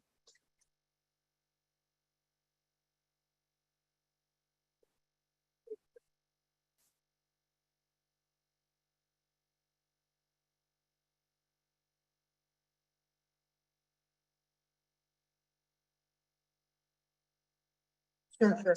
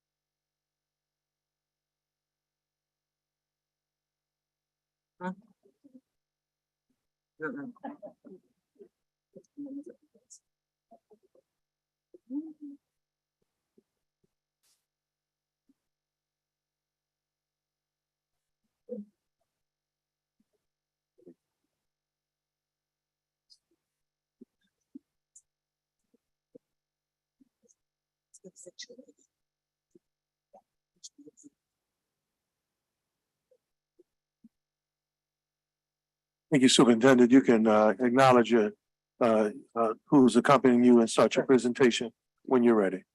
Good afternoon, everyone, and thank you for the opportunity for me to present an update on the second quarter of the New Orleans Police Department 2023 budget. Today I have with me our Commission Chief of Staff, Captain Raven Baptiste, my Civilian Chief of Staff, Stephanie Landry, Ms. Antoinette Bradstreet, who's over our finance, and also Lieutenant Nicole Bauer, who's on my staff, but currently she is leading our recruitment division. The New Orleans Police Department has over the past 7 months been methodically steering funding towards initiatives and efforts that will help us achieve our objectives and aid in our mission to create a safer city. And while we have seen successes, we know that there are still some challenges that remain, but none of those are insurmountable. Year to date, violent crimes have decreased by 19% for 2023 year to date compared to the same time last year in 2022. As the data analytics metrics reported this morning, there have been 138 murders compared to 172 murders during the same period in 2022, which represents a 21% decrease. Year to date, the murder clearance rate is at 49.6% compared to 43.6% for the same time in 2022. The murder solve rate in 2023 is at 48.9% compared to 46.5% for the same time in 2022. NOPD mid-year preliminary statistics snapshot from April through June 30th, 2023 show decreases in incidents. This includes non-fatal shooting incidents, which have decreased by 16% in 2023 compared to the same time in 2022. Armed robberies have decreased by 31% in 2023 compared to the same time period in 2022. And carjackings have decreased by 45%. And also year to date, there's a 27% decrease in vehicle burglaries compared to this time last year, and a 44% decrease in the number of firearms stolen out of those vehicles compared to the same time last year. Now, our citywide crime statistics from April 1st to June 30th, 2023, there was an overall 15% decrease in violent crimes compared to the same period in 2022. In our recruitment efforts, we're seeing progress in our recruitment and retention efforts, and it's because of the support of your support, as well as Mayor Cantrell and the Civil Service Commission. The passage of the retention and recruitment packages has been a valuable tool, along with NOPD marketing efforts and innovative measures put in place, such as remote testing, reinitiation of recruit stat, radio ads, billboards, yard signs, social media campaigns, as well as the assignment of new leadership, which has provided laser focus approaching to our recruitment efforts. Since May 1st, 200 applicants have taken the new National Testing Network Recruit exam, which is our remote testing agency that handles our remote testing. The National Testing Network does that. And in 2022, we hired a total of 28 recruits. That is in all of 2022, we only hired a total of 28 recruits. As of today, we have hired 67 recruits. In March, class 196 graduated with 11 recruits. Class 197 is scheduled to graduate August 25th with 18 recruits. On April 10th, we welcomed class 198 with 20 recruits. And last month, we launched recruit class 199 with 33 recruits, the largest class since 2019. Currently, we have three recruits hired for class 200 with 14 in the background process, 8 in the psychological and medical screenings. And that class is scheduled to begin this fall, and that's in November of this year. A lateral class is also scheduled for September, and we currently have 2 laterals that are hired and 3 that are in background. The New Orleans Police Department officers have begun to receive their retention payments based on their years of service. And in the first quarter of 2023, $11,395 was paid to 898 officers. And in the second quarter of 2023, $337,000 was paid to 62 officers. The total budgeted amount is $19,500,000 for our retention payments. We continue to promote the retention package to attract lateral transfers and former NOPD officers, and hope this fall with a national recruitment campaign, we will attract more officers to join the ranks based on the retention payment implemented. This year, we have reinstated 9 former officers and have 3 reinstatements currently in background. Civilian hires remain a priority to provide burden reduction for our officers in the field and reduce our response times. We have a total of 148 new civilian positions, and to date, we've hired a total of 93 new civilians, including 25 police intake specialists and 15 police investigative specialists in various areas of the department. And of course, it is important that we continue to promote within the department. There have been 30 promotions this year to include 4 captains, 3 lieutenants, 2 sergeants, 11 senior police officers, and 10 police officers.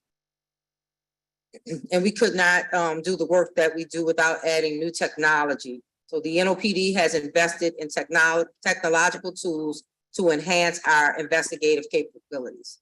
We have 11 drones. I'm sorry, we have drones, and 11 of our officers have completed drone training. And the next step in the process is to obtain the required pilot licenses. And the final step in the process is for the department to obtain FAA certifications. The drone program is expected to be operational this fall. The Morph Ident is a new investigative tool that through fingerprinting allows immediate identification of individuals. Currently, it is pending final IT configuration by the state for interfacing, and we're working towards the final phase of implementation, which is expected this fall. And we're working to implement the bait car program. My executive command staff has identified the types of vehicles in which this technology can be used, and we're working hard to obtain those vehicles.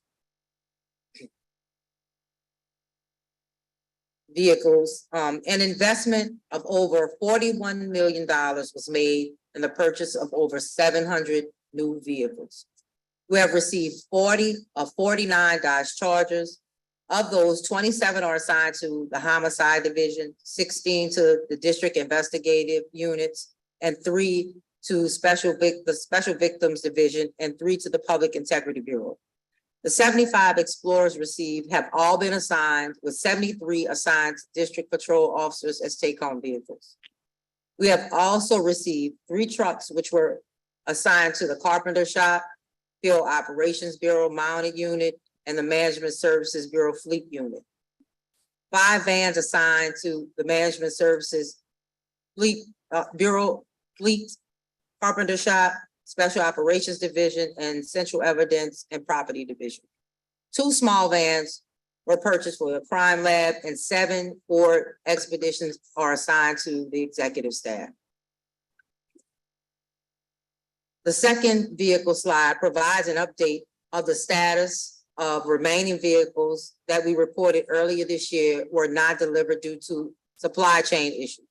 We're happy to report that we have received 202 of the 268 Ford Explorers and 482 Dodge Durangos are currently in production with anticipated delivery in mid to late September.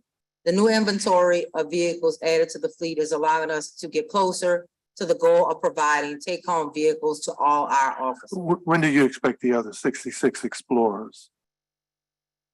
In September, Okay. early November, something in that area. It's just really, not only is due to supply chain, it's also transporting those vehicles here. Okay. It's been a lot of work to get them here. And so that's been a delay for us too, but we're starting to see more cars arrive as they promised. So we're thinking mid to late September, at the latest November.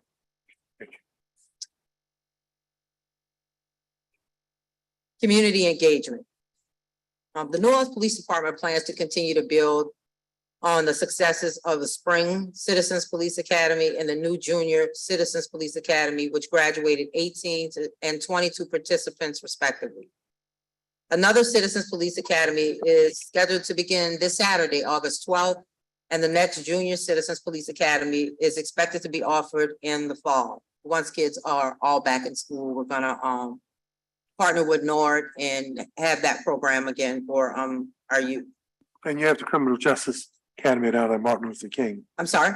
They have the Criminal Justice Academy down at Martin Luther King. Yes, and as a High matter of school. fact, I spoke with Reverend Calhoun last night, and we were looking for different schools to partner with starting our cadet program. And so he and I spoke last night, and we're going to try to partner with them. He was explaining to me that it was the only school in the city that had a lab. And so we're gonna have Dr. Kelly go over. We're gonna talk to the kids that are working in their forensic labs and looking to do things in forensics. And so maybe we can guide them into a job with the New Orleans Police Department. So we are gonna partner with them and see if we can start a pilot program as far as our cadets are concerned at that school too. We reached out to Warren Easton when we first started thinking to re-implement the cadet program. So we're gonna be in talks with Warren Easton, and now we're gonna be in talks with MLK to try to start that program, since they are doing some things in criminal justice. And he also explained to me that they're in partnership with that the forensics that they offer with SUNO. And once those young men and women graduate, they can actually graduate with an associate's degree from Southern University at New Orleans. So I think it's great. And then if they have a job opportunity with the NOPD through our cadet program, I just think that that's a big area for success, a road to a career in the criminal justice system or in law enforcement. Thank you. We're also continuing to promote our message of gun ownership safety. We're holding gun safety classes for all interested citizens and distributing gun safety locks and safes. We're gonna be re-implementing the DARE program. We announced it at our Summer League basketball finale on Friday. And the DARE program is a program introduced to the department by my uncle during his tenure as superintendent. And so I'm gonna carry on that tradition and re-implement it.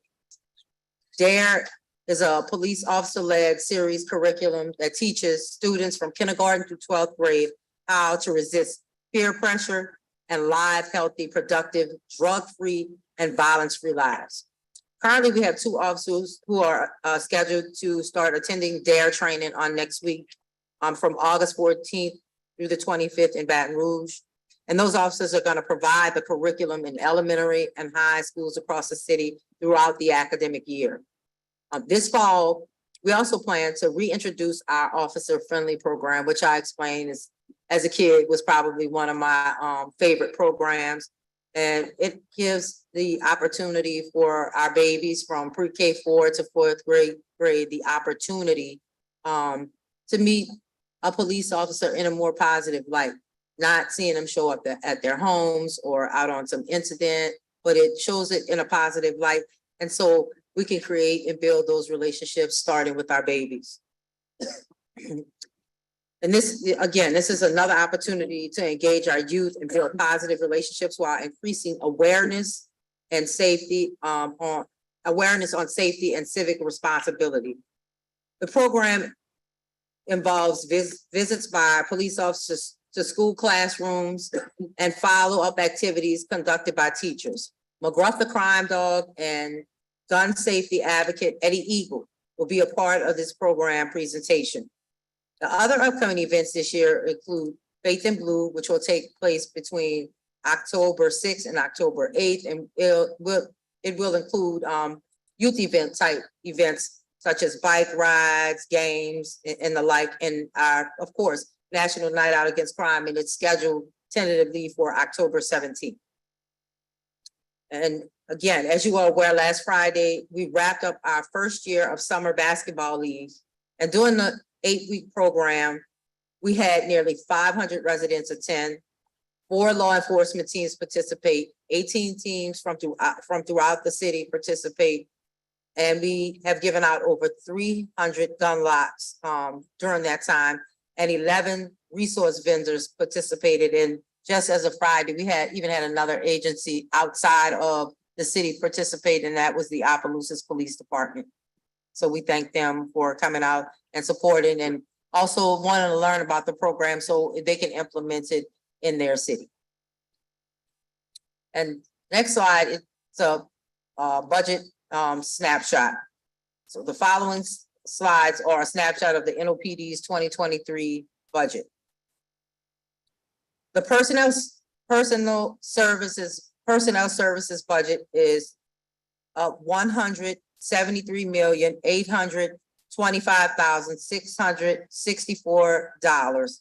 Funds department salaries and fringes, retention payments for officers at a cost of $19.5 million, pension cost at $24 million, overtime at $9.5 million, and dedicated millage at $4.2 million. Most of the personnel services budget pays for salaries for the men and women of the New Orleans Police Department, and we have expended $97.5 million of our personnel service dollars year to date. NOPD's other operating budget is funded in the amount of $22.3 million, which provides spending for line items such as contractual services. Example of other operating costs include professional services for police psychologists, the psychological and medical screenings for recruits, veterinarians, OPCD 911 operator salaries, and we also pay for lease agreements for the Public Integrity Bureau facility, the Family Justice Center, and police motorcycles. And other services funded by the operating are language interpretation services, supreme janitorial services, body armor, and other expenses such as animal feed, copiers, and office supplies. We have expended $10.9 million in contractual services year to date. This year, we enjoyed Essence Festival weekend, which was free from any major incidents. And the overtime cost was slightly higher this year at a cost of $97,801, which was $39,000 higher than in 2022, due in part to staffing challenges and the enhanced operations plan, which included 2 high-profile dignitaries in attendance from the federal government, and that's the Vice President and the Secretary of State.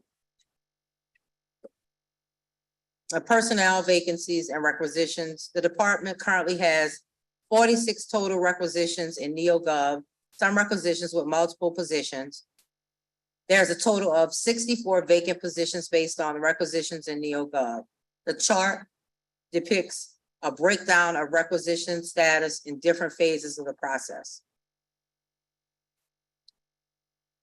Slide 22 has full-time employees. This year, we were budgeted for 1,011.47 sworn positions and 201.75 civilian positions for a total of 1,213.22 budgeted positions. At this time, we have a total of 963.47 commission positions filled and 295 civilian positions filled.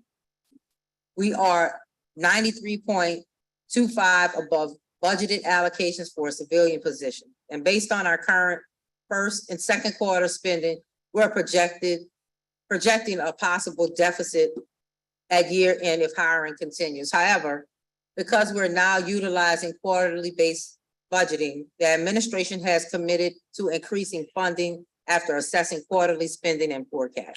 I don't want to stop you, but I was Sure. gonna ask you that, looking at the budget and the budget projections. Sure.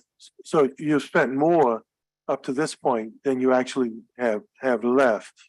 So what's the strategy for dealing with that, especially given we're going into the fall?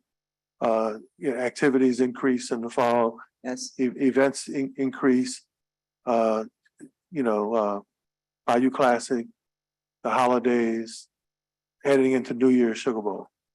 Well, since we're doing it, the budgeting quarterly, we were hoping that some of those funds would be increased, where we won't be in a deficit, because we are providing all the information and all the stuff that it takes to actually fund these events, to actually fund personnel and all the things that are needed to operate and run the New Orleans Police Department. And so we knew exactly what we needed to make sure that things were going to operate properly. So we're hoping that our budget is increased for the next 2 quarters.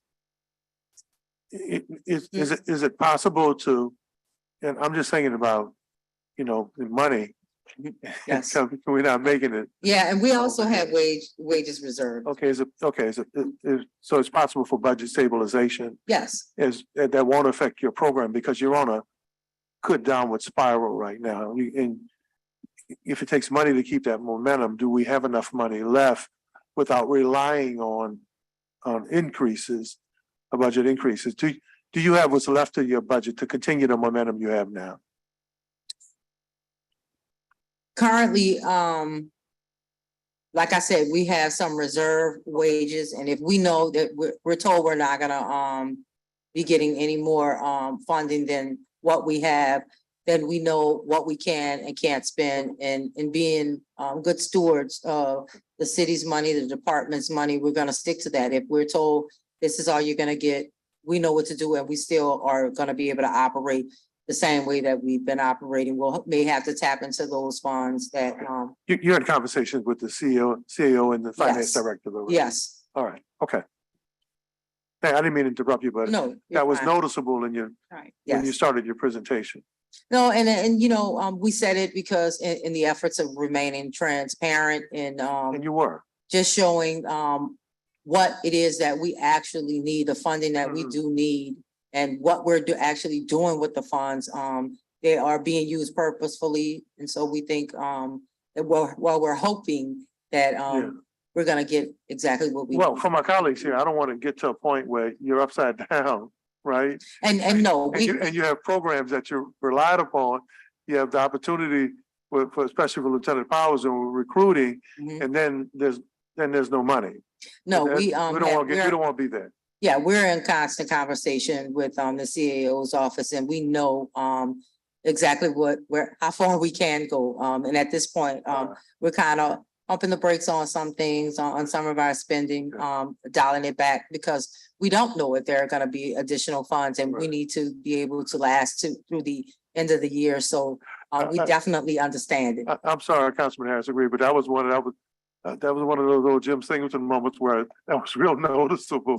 What was allocated and spent versus what was left. Councilman Green, you want to jump in now or you want to wait? You know, I kind of want to jump in. Go ahead, jump Yeah, right on. No, I just want to say this, that when the CAO submitted his budget request, it was with the understanding that we were taking out some monies because some positions weren't filled, but you all have filled beyond what we expected. And so we're at a point where we have 295 civilian employees, we budgeted for 201. That's good news. That's Right. exactly what we asked for at the end of the day. So maybe we didn't expect that we were gonna come back and review it, but we're coming back to review it because that's good news. And at this time, we don't want to do anything that would stop the momentum from flowing. We've asked for the civilian hires, we emphasized it enough, and that's really one of the big differences in the budget. Without me committing right now, I'm committed to finding whatever is necessary to continue this momentum that we have going now relative to hiring and operations. I don't see, based on this, and I'm glad we have quarterly reports, any fat that says, oh my gosh, they aren't doing what we asked them to do. But one of the things that I like to see is this is one of the few presentations that I like to see that comes in with all these minuses, these decreases in armed robbery, murder, aggravated battery, things like that.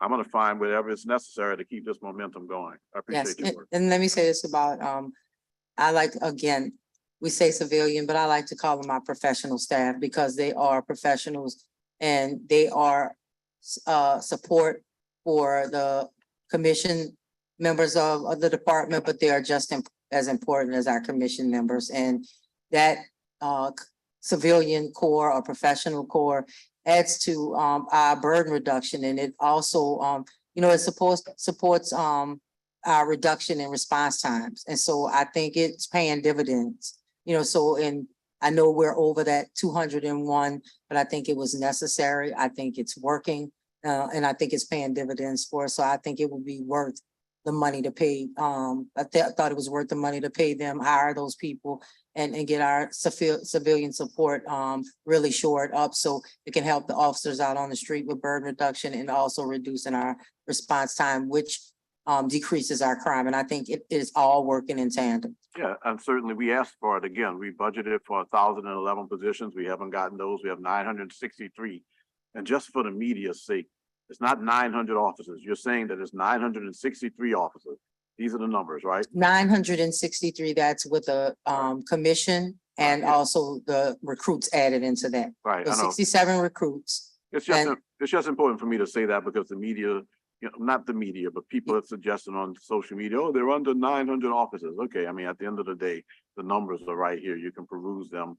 Technically, we are under 900, but right. once those 67 recruits finish the academy next year, then we'll be back up to that, over that 900. Right, and I guess I should be correct in the way I say it. Yes, that's a technical number, but the bottom line is that just like with this recruit class of 33, which is the largest since 2019, we're moving in that right direction. Yes, and we don't want to confuse anybody either. Right. It's if you subtract those 67, we're right under that 900 number.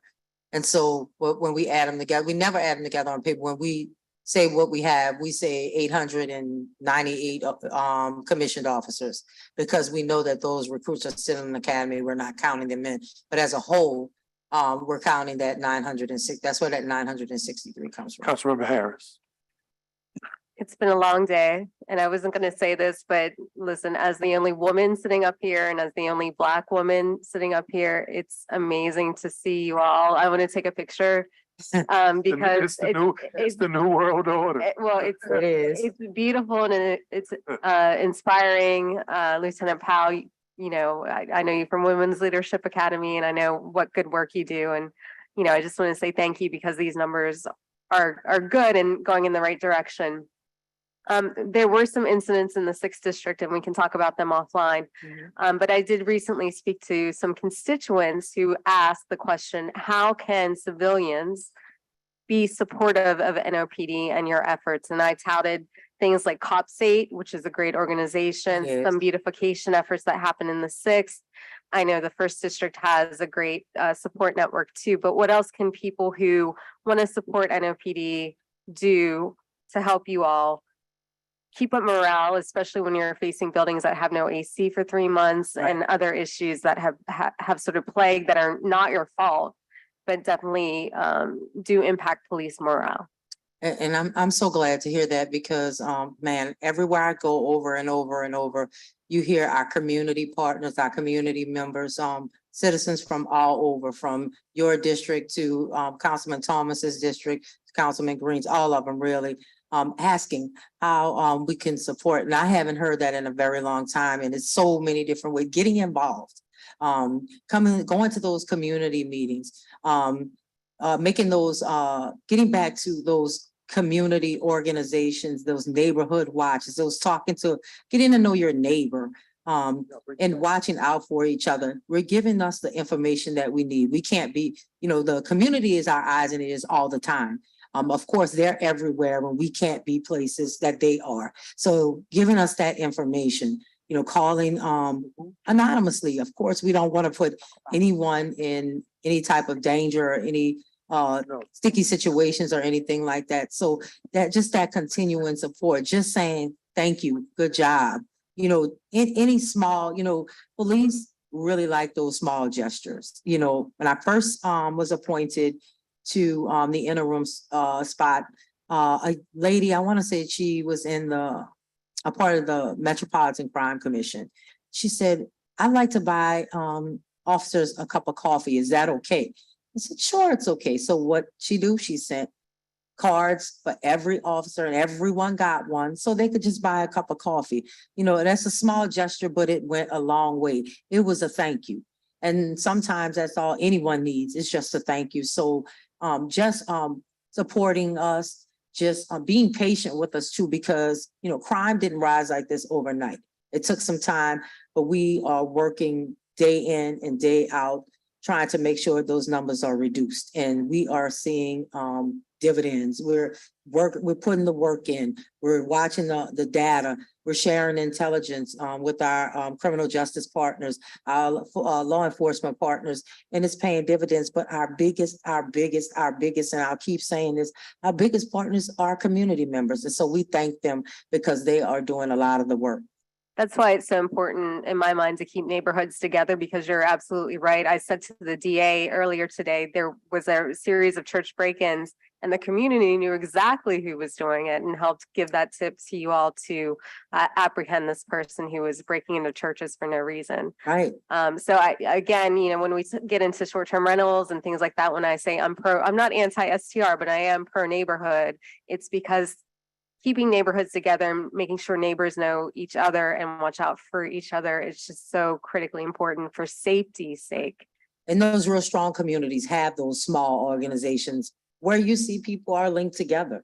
My little small community, I know the people who are in the community group, and I know them even more now as being a superintendent, but I knew them before. I knew the ones who were doing the work. And that comes from being taught. My dad would always go to every community meeting because it's important. You're supposed to be a part of the community, whether it's a beautification project, whether it's a cleanup or what have you. You have to be involved in your community, know your neighbor, and also work together and look out for one another. And that just helps keep the criminal element out of your neighborhood.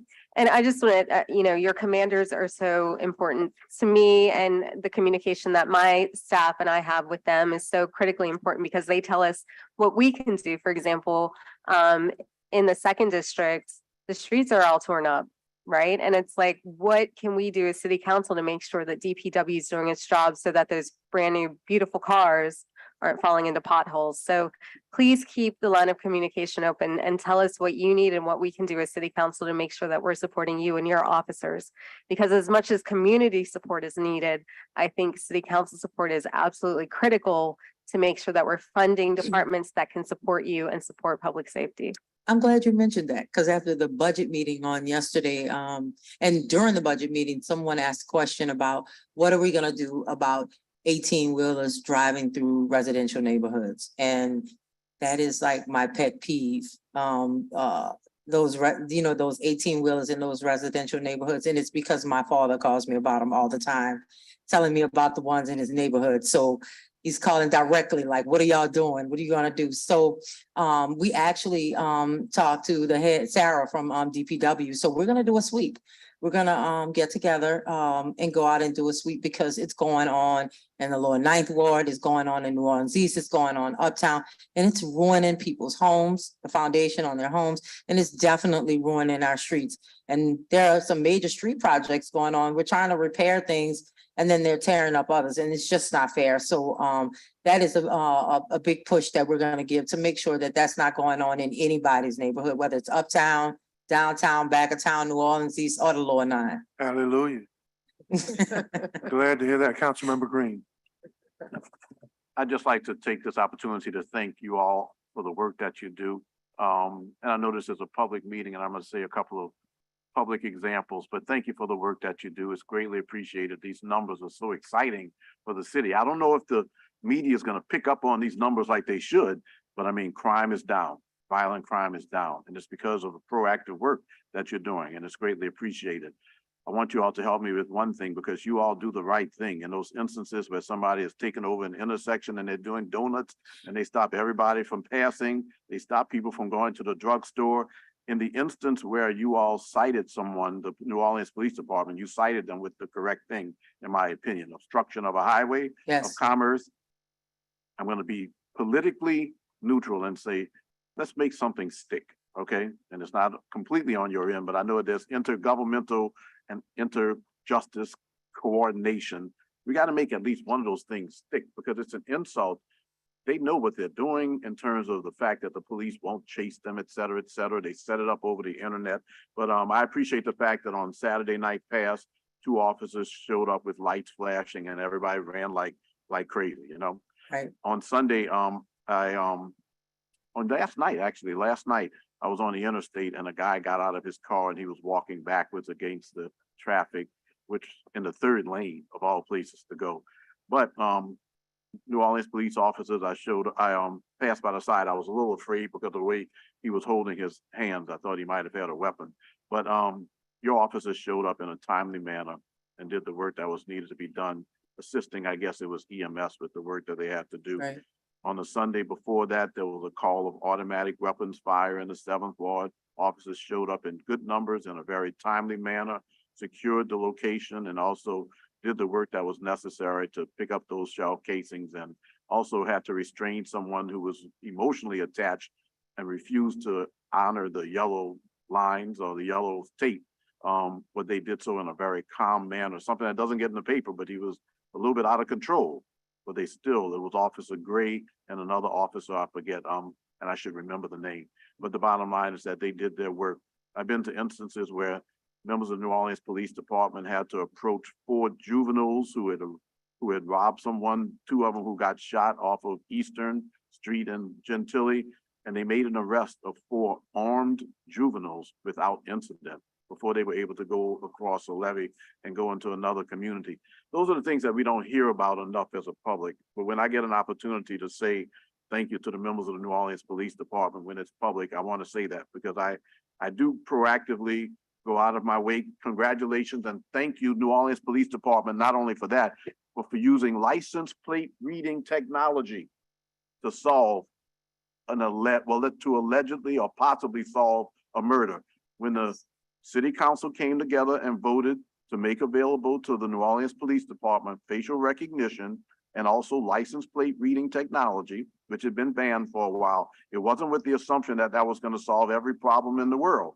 But if it solved one crime, it was worth it. Now, I say allegedly because they were arrested and they've been charged. There hasn't been a conviction, but Right. the use of license plate reading technology from central mid-city to Gentilly resulted in an arrest of dangerous individuals. I know that sometimes you all have a challenge. For example, one of the media who showed up at that event on Painter Street heard that someone had been shot, also heard that a police officer was injured. But the first question she asked about was the person who was the perpetrator. What about the officer who was hurt? What about his need? What about his concerns? And I know that you all have a tough job and sometimes you don't get the recognition. But from this council member, I want to let you know that I want to give the recognition where the recognition is due. The reason that crime is down is because there's been more proactive work on the part of the police department, still engaged in the constitutional policing that is required, but making the arrest I know your job can be frustrating. I know some members of your police department say it's part of our job, even when they see somebody released right away, that they've taken the time to arrest in a dangerous situation, for example, because of guns. That Mardi Gras incident where there were so many guns found on Bourbon Street and those people were let go sometimes within 24 hours. That's got to be frustrating for a police officer. However, the members of the New Orleans Police Department recognize the challenges. Sometimes there are challenges because there's simply sheer increases in numbers of people committing crimes. And also there's a little bit of political challenges. Sometimes you don't hear the right things that come even from the council, but you all do the work that is required every day. And a lot of those stories are quietly kept stories, but officers are responding in a timely manner to especially violent crimes. They're addressing the needs of the community by attending a lot of community events.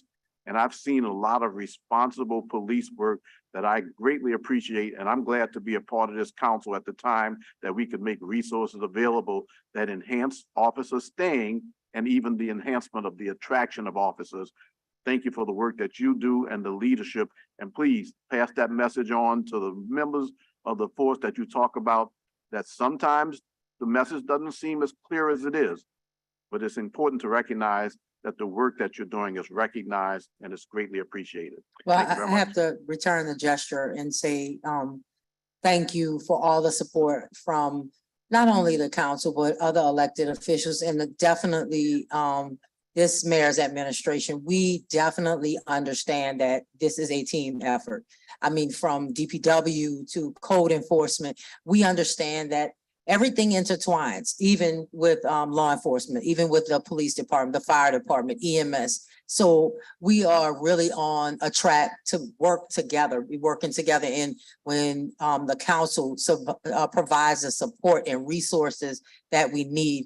I love it when you contact us and say, hey, this citizen said this or that.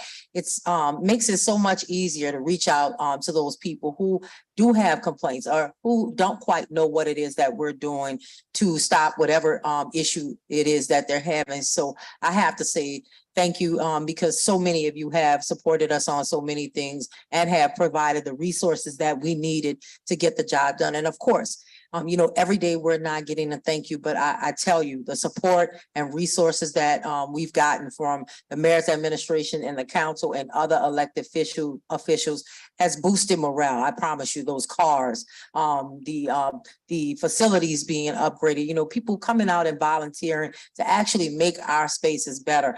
All of that is because of your support, your ask, and the mayor's administration support and ask, and people are actually stepping up, coming to the table and really assisting us. And that is helping definitely boost morale. It's not about the money. It's not about those incentive pays.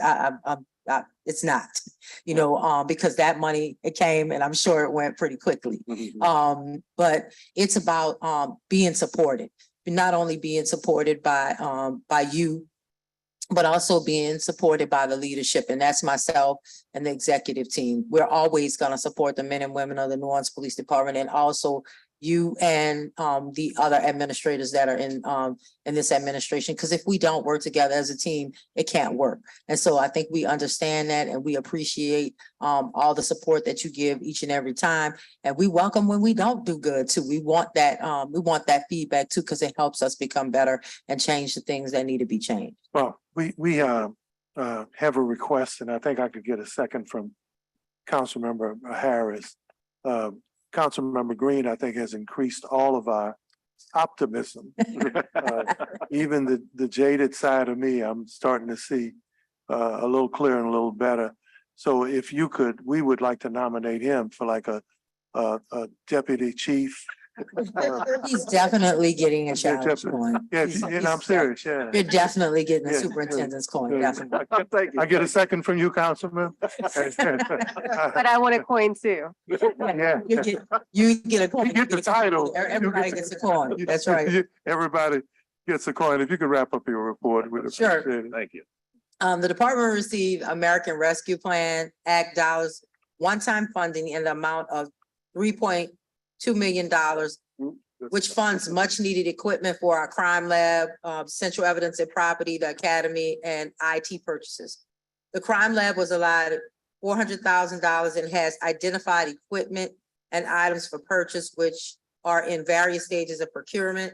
And the remaining balance is $255,888. The training academy was allotted $1.5 million. And we have requisitions in progress in the amount of $476,781 for equipment identified.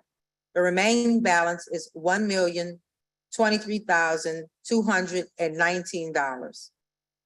Central Evidence and IT are compiling items and quotes to facilitate their purchases at this time also. And in closing, the men and women of the New Orleans Police Department continue to be fully committed to creating a safe New Orleans. Our goal remains to reduce violent crime in our city and provide a quality of life that the citizens and visitors of New Orleans expect and they deserve. I want to thank Mayor Cantrell and the City Council for the continued support and all your efforts in ensuring that the New Orleans Police Department has the necessary resources to address our public safety needs and keep our city safe. We will continue to be good stewards of the resources that the mayor's administration and the City Council have allocated to the police department. And I'm happy to take any of your questions. I just have a couple. We're not going to belabor this, but I think it's Sure. important, especially given what we're seeing right now. I happen to spend a lot of time and talk to retired officers and people who have a lot of experience in the police department. And they're noticing the uptick in solve rates and the ability of the department to make arrests and apprehensions and not close cases, but at least take cases to the point where they can be closed. Whatever you're doing there, it's making a difference. We're hearing it from the criminal element too. They're putting pressure on them. Folk just don't feel like they can shoot them up and get away anymore. They play the percentages too. So whatever you're doing to increase the solve rate, that's made a big difference in how the criminal element feels about the level of freedom they have to perpetrate crimes on us. And I think it's a combination of things. It is definitely great investigative work, but it is definitely that the tools, that the resources that you have given us to provide that extra eye, whether it be the license plate readers, the RTCC, it's so many different things, tools, technological tools that we have in our toolbox. Now we're looking for new ones. But whatever, we're looking at different departments, asking questions. I went to a couple of different chief forums and asked them, what technology are you using? How is it working for you? How large is your city?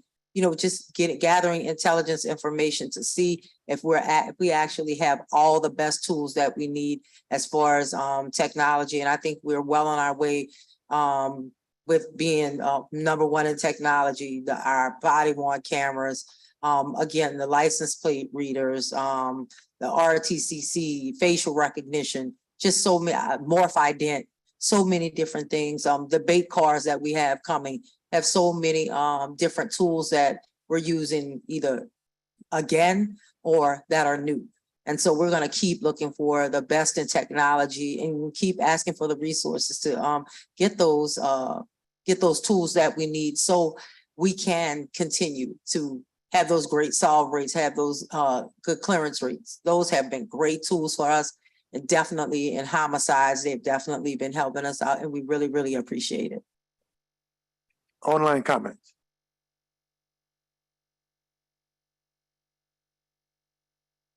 Sorry. Switch screens. How many? Just two. Just two? Yeah. Okay. First is from Felix Allen. He says the people of New Orleans deserve to have a say in who polices us. There should be no appointments made to the office of NOPD superintendent until we have transparency as to why 27 candidates were eliminated without interview and until we get to add our own input into who polices us. And Olive Hensel says, I urge you to prioritize transparency and community involvement in the selection of the next NOPD superintendent, please organize open forums, establish community advisory panels, and provide regular updates to ensure our voices are heard and the process is inclusive. A transparent, community-driven approach to the selection is crucial for the safety and well-being of our city. Those are the only two online comments. Thank you.